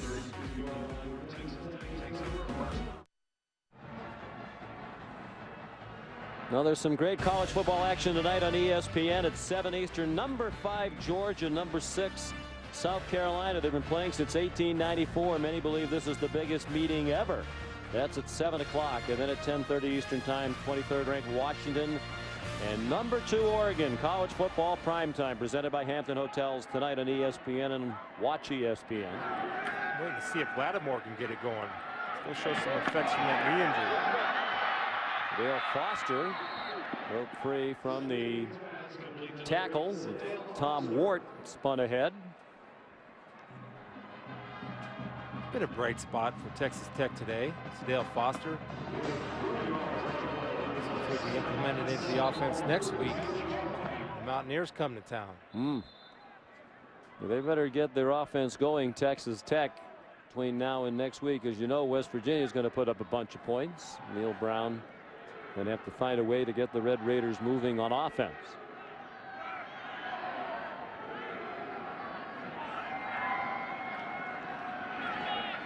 Seth Dagey, nobody home. It's just been an ugly second half on offense for Texas Tech. That could be a byproduct of working with so many wide receivers, not being on the same page. You see Coach Brown a little frustrated. I got to believe that's on Javon Bell. When you have that press coverage, the quarterback's thrown deep. He's expecting you, the receiver, to run deep.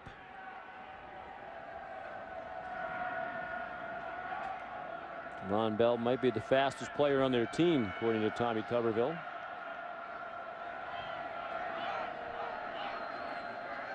Third down and 7. Little quick screen and almost picked off again.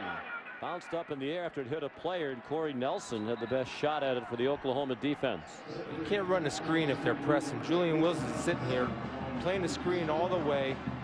And again, the timing of the screen has been disturbed all day by Oklahoma's defense. You take away the screen from Texas Tech's offense, you take away about 35 to 40% of their offense. Mike Stoops talked about it during the week. That was an important part of their plan today. They got killed on middle screens last year. Alex Torres scored on a couple of long middle screens for Texas Tech. The screen game has been very ineffective for the Red Raiders today. Erk Slavin punt. Fair catch, Justin Brown. Sooners will start at their own 22 when we come back.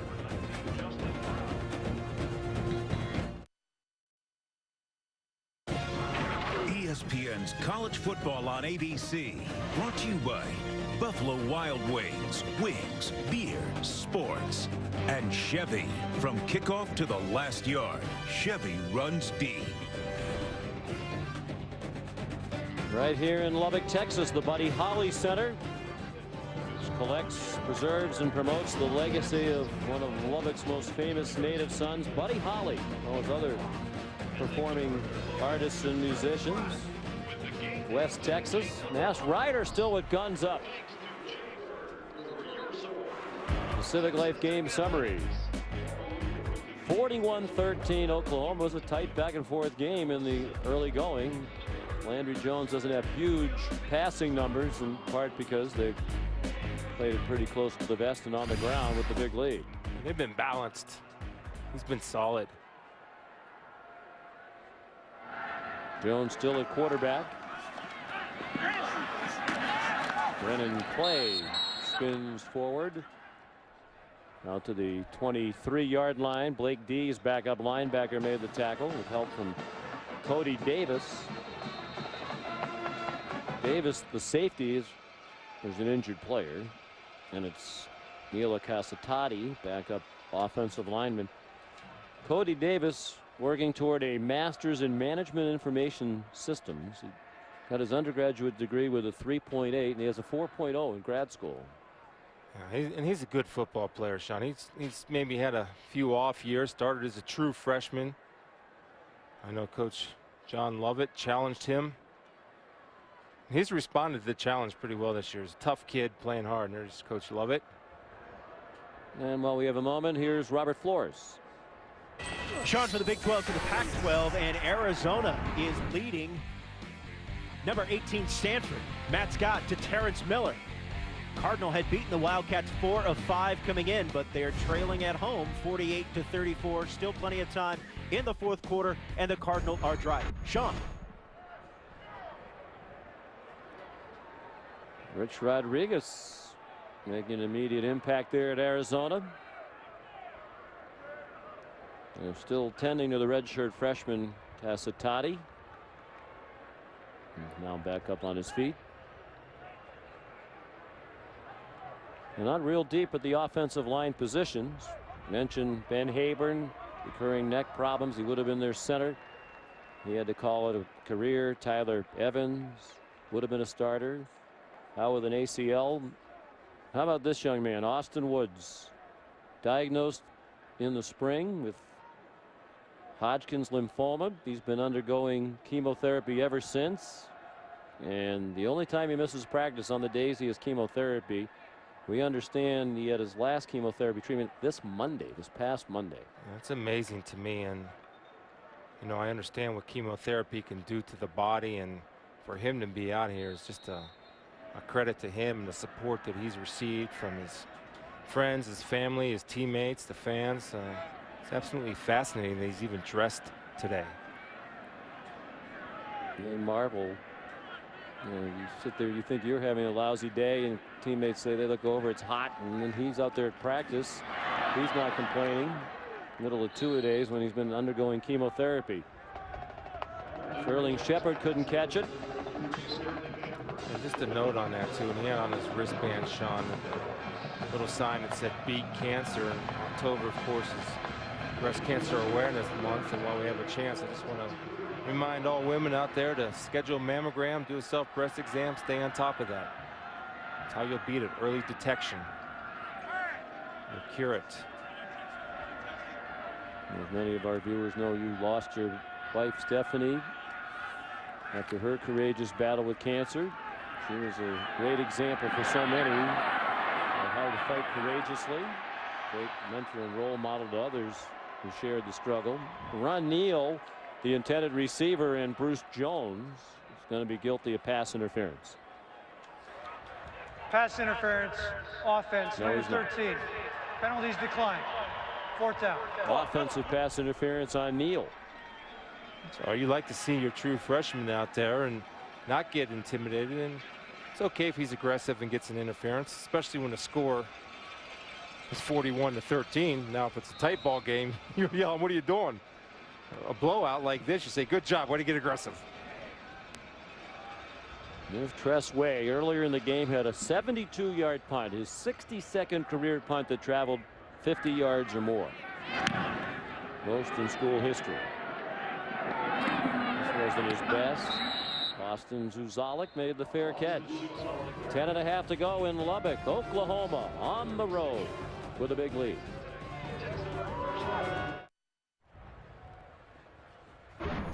With his win last week at Dover, Brad Keselowski picked up his second Chase victory. He's retaken the lead in the Chase standings. This week they head to Talladega, the super speedway. 500 miles that'll separate the men from the boys. The chase for the NASCAR Sprint Cup continues tomorrow. Talladega coverage starting at 1 Eastern time with NASCAR Sprint Cup countdown presented by Tire Rack on ESPN.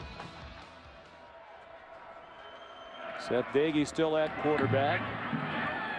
Dale Foster, the ball carrier. He's ahead for a couple. Frank Shannon made the stop for Oklahoma. He's had a pretty nice ball game and a little bit of competition with Tom Wart. He's played well today. They go to the Wild Raider now. Eric Stevens, the running back.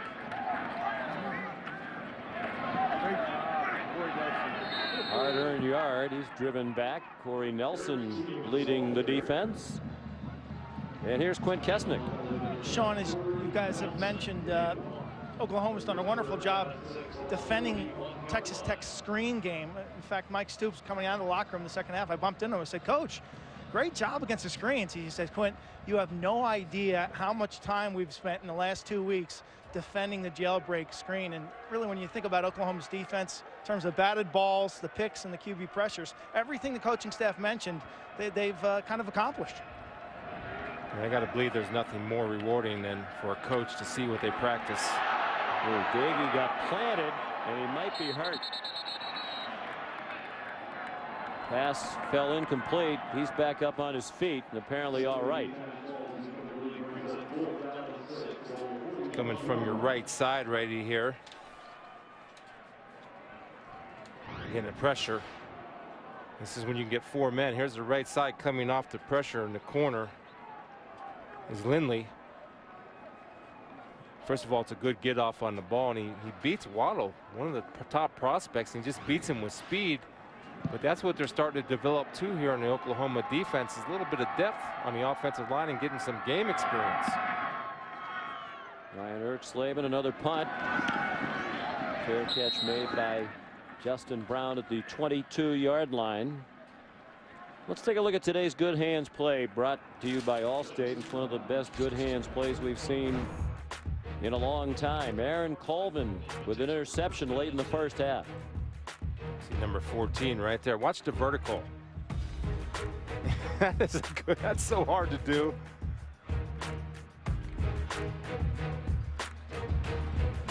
That was a slant route too, Sean, so you know that ball has some steam on it. First interception of the season. Getting his hands on a lot of balls. He had broken up 5 passes in the first 3 games. Far and away the team leader in passes broken up. Landry Jones still the quarterback. 9 minutes to go. Throws in a double coverage, and it's incomplete. Intended for Kenny Stills. Broken up by Bruce Jones. Might want to think about maybe taking Landry Jones out of the ball game. Comfortable lead. Anytime you can get your backup some quality minutes, something that I'm in favor of. In return for his senior season, likely would have been a first-round draft choice in the NFL. That would have been the consensus. Considered a Heisman Trophy contender at the start of the year, perhaps to play his way back into that, but he's deep down on most people's radar right now. Jarvis Phillips took down Kenny Stills. Well, I don't understand. I mean, I know that he struggled a little bit, but to be so highly rated and just watching the film, it was bad decisions. It's nothing to do with talent or physical ability, and he was just getting beaten up in the clippings that I was reading throughout the week. Well, he's thrown for 2 touchdown passes today. That'll make the Sooners 25-2 all time when he throws for 2 or more touchdown passes.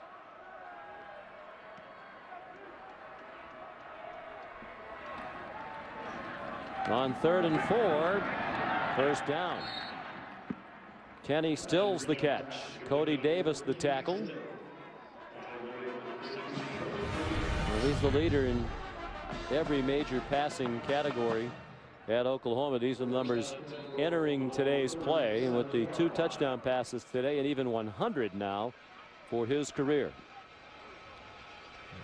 I think what they accomplished is the timing, getting on the same page with the receivers and getting some young receivers involved and having young receivers have success as well for this offense and Landry Jones. Damian Williams banged out of bounds at his own 40-yard line. Here's Robert Flores. All right, Sean, here's what's happening on SportsCenter right now, brought to you by HP.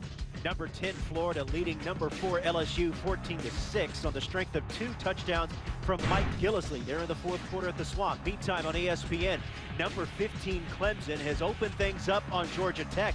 A touchdown pass to DeAndre Hopkins, then a safety. They lead 40-31.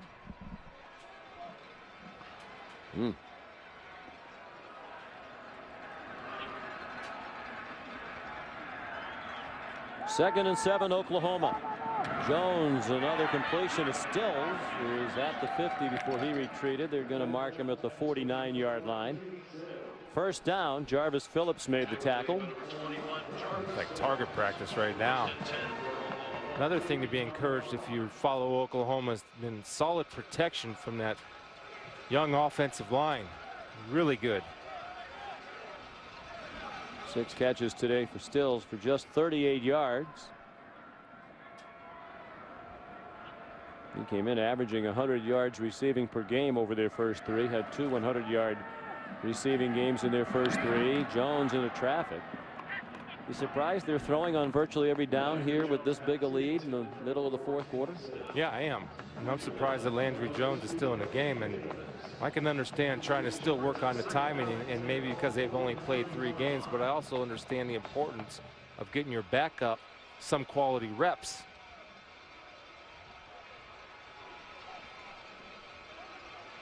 I mean, at this juncture, too, you just run the clock and get it over with. And I think it's all about getting game reps, though, Sean. I know they made a big deal about only playing 3 games. I'm sure that's what it is. They've had 2 bye weeks, so they want to get some practice under game conditions. Stills danced ahead of the 46-yard line. Bring up 3rd down and 5 as we approach 6 minutes to go. 3rd down and 5, the ball 46-yard line.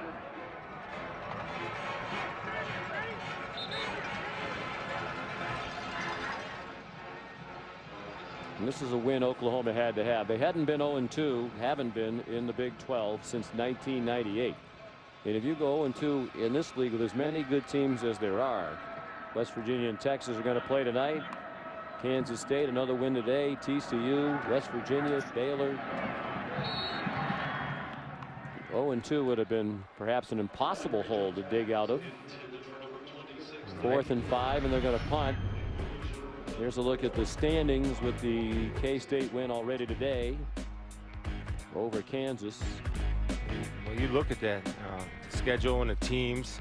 The only team that everybody's looking down on, saying, look, there's a probable win right there, is Kansas. Everybody else can knock everybody off in that conference. That's a very balanced conference. Texas Tech, by the way, picked to finish 9th in the Big 12 preseason media poll, ahead of only Kansas. Oklahoma was the pick to win it by the Big 12 media. Fair catch made by Austin Zuzalik. And the Red Raiders will start at their own 13-yard line after this.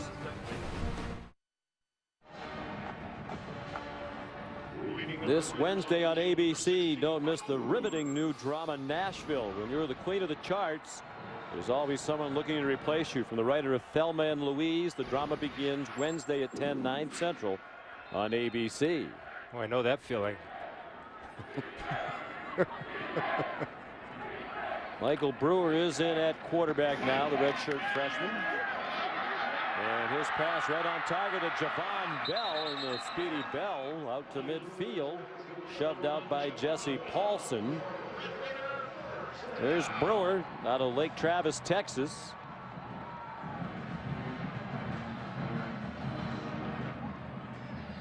A 36-yard gain. They had 42 yards of offense in this half before that 36-yard play.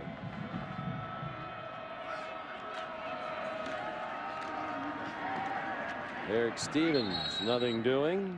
Another stop by Frank Shannon. Was that a big game for the Sooners, including that sack when they stopped the Red Raiders on downs early in this half when it was still a game. There's the lineup tonight. Georgia and South Carolina getting ready. Nebraska and Ohio State at 8 on ABC. Florida State and NC State. I know we both really liked what we saw from the Seminoles last week. We prepared for their game. They weren't great against South Florida, but they look like they have all the makings of a team that could win a national championship. What about in your home city of Columbus tonight, Nebraska and Ohio State? How do you size that one up? I think it's a great matchup.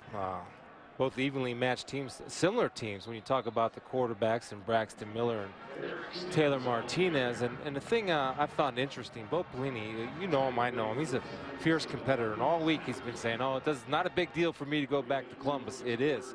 And believe me, it's a big deal for Urban Meyer to face Bo Pelini. It's a good matchup. Ohio State has to tackle well.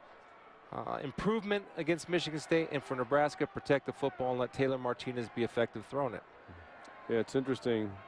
With the situation in the Big Ten, Ohio State playing well, Penn State playing well.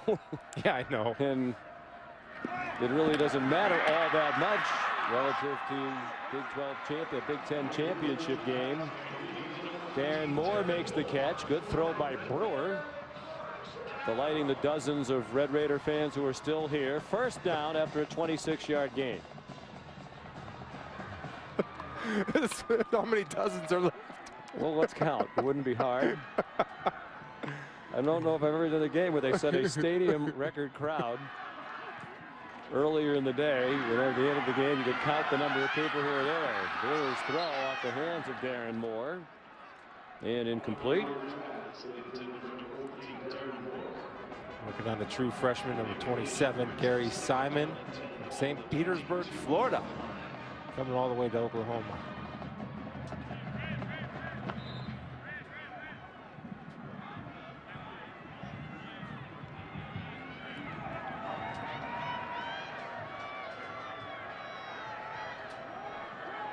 Second and 10. Stevens is the running back. Brewer throws to the far side. Ward had to retreat forward a bit. And he's tackled by Lamar Harris, a backup cornerback. 3 minutes to go. I think if you're Oklahoma, you're pleased, and I'm really impressed with the defense. You know, they do have talent. Again, we don't know if it's NFL talent, but I'm impressed that they took to the field what they were coached throughout the week. Stevens carries for a first down to the 10-yard line. As far as execution of focusing on getting your hands up to get tip balls, they did that. Stopping the screen, they did that. And that's something that Bob Stoops and Mike Stoops have to be extremely pleased with. Yeah, but Mike looks very pleased. Well, if he's not yelling, he's not happy. Same with Bob. Eric Stevens again.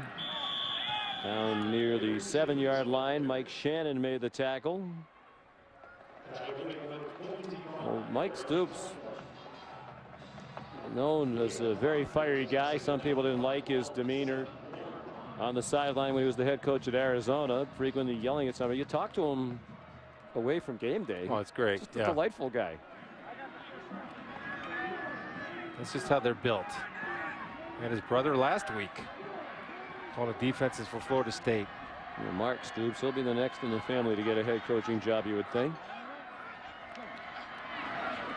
Brewer throws near side to Darren Moore, and a good tackle by Gary Simon, that true freshman. 5-yard line. Then it's a one-sided game, but you know Mike Stoops desperately, and brother Bob, desperately want to keep the Red Raiders out of the end zone here. Well, I know that Mike Stoops wanted to call timeout to play before, and I think Bob kind of vetoed that, but he wanted to call timeout just to get his guys lined up because they do have a lot of backups in the game right now. Flag down. Legal substitution on the defense. Half the distance to the goal. First down. I think they have 12 out there. They do. They're getting ready to play Edmonton next week.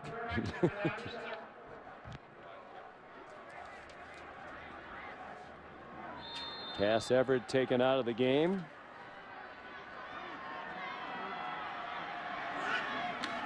So Dale Foster takes the direct snap, and he has a touchdown. It appeared from here. Yes, touchdown, Texas Tech.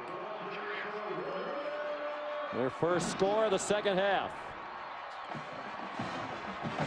Well, a positive note for the Red Raider offense has been Dale Foster. Whether it's catching the ball, running a wildcat, the little guy is tough. I mean, good sign for Neil Brown and Tommy Tuberville that his guys didn't quit and were able to go down and score at the end of the game.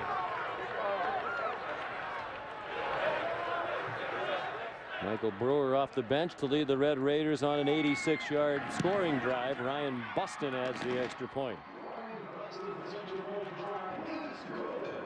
Well, we showed you the tough schedule upcoming for Texas Tech. 4 more ranked opponents in a row after today. And for Oklahoma, next on the docket, the great rivalry game against the Longhorns. That's on ABC next Saturday. Well, it'll be interesting to see what happens tonight. Texas up to number 11 in the country after a couple of so-so years by their standards. Looking like they're back, but I guess we'll find out about them tonight just how back they are against the Mountaineers. Well, I think Ash is playing well, the quarterback. And the question with Texas is, and you wouldn't think this would be the case with Manny Diaz, is their defense. It's been inconsistent. When you look at Oklahoma, what we saw today is sound defense, great quarterback play, and a bunch of young players maybe starting to mature and grow into the positions, especially at wide receiver. So it's going to be a great game next week. It's so hard to look forward to next week until we see what happens as far as Texas goes versus West Virginia tonight. And also factors in for Texas Tech because they'll have West Virginia coming in here either undefeated and on a roll or off a loss in Austin.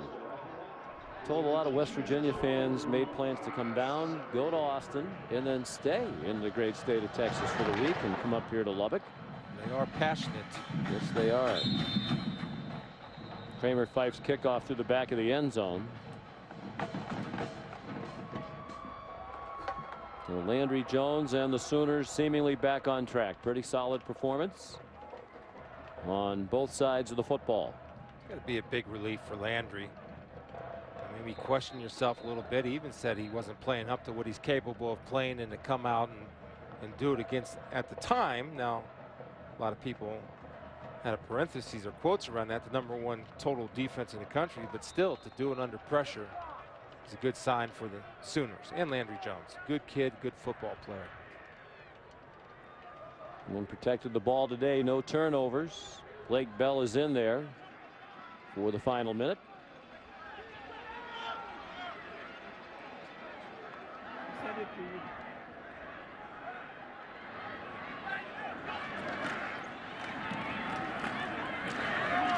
He runs straight ahead.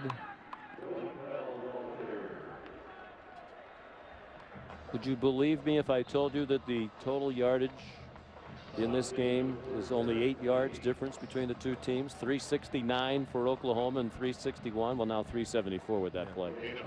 I would, only because the fact of the turnover, Sean, in the field position and the touchdown, the pick six. But it didn't seem like it. It seemed like a dominating performance by the Sooners. It was. They just had that 86-yard drive they gave up to even up those numbers. But you look at the paper and say, well, might have been closer than the score would indicate. No, it was not. Blake Bell tackled at the 32 on what will be the last play of the game. Dozens would agree with you. Disappointing loss for Tommy Tuberville. They go to 4-1, and Oklahoma has its first win in Lubbock since 2003 after 3 straight losses here in the hub city. Good luck the rest of the way. Landry Jones threw for 255 yards, 2 touchdowns, no interceptions. Here's Quint Kesnick. Coach, congratulations. Coming off the loss to K-State in the bye week, what was most notable about this win?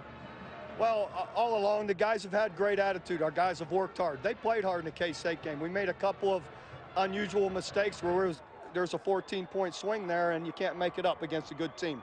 Today, we took care of the ball and executed like we're capable of. This was a tight game in the second quarter. It was a 1-point game. You scored 27 straight points. What happened? Well, we got some turnovers. Offense went on some drives, and we took care of the ball, and the turnovers mattered too. Congratulations, Coach. Sean. All right, Quinn, thank you very much.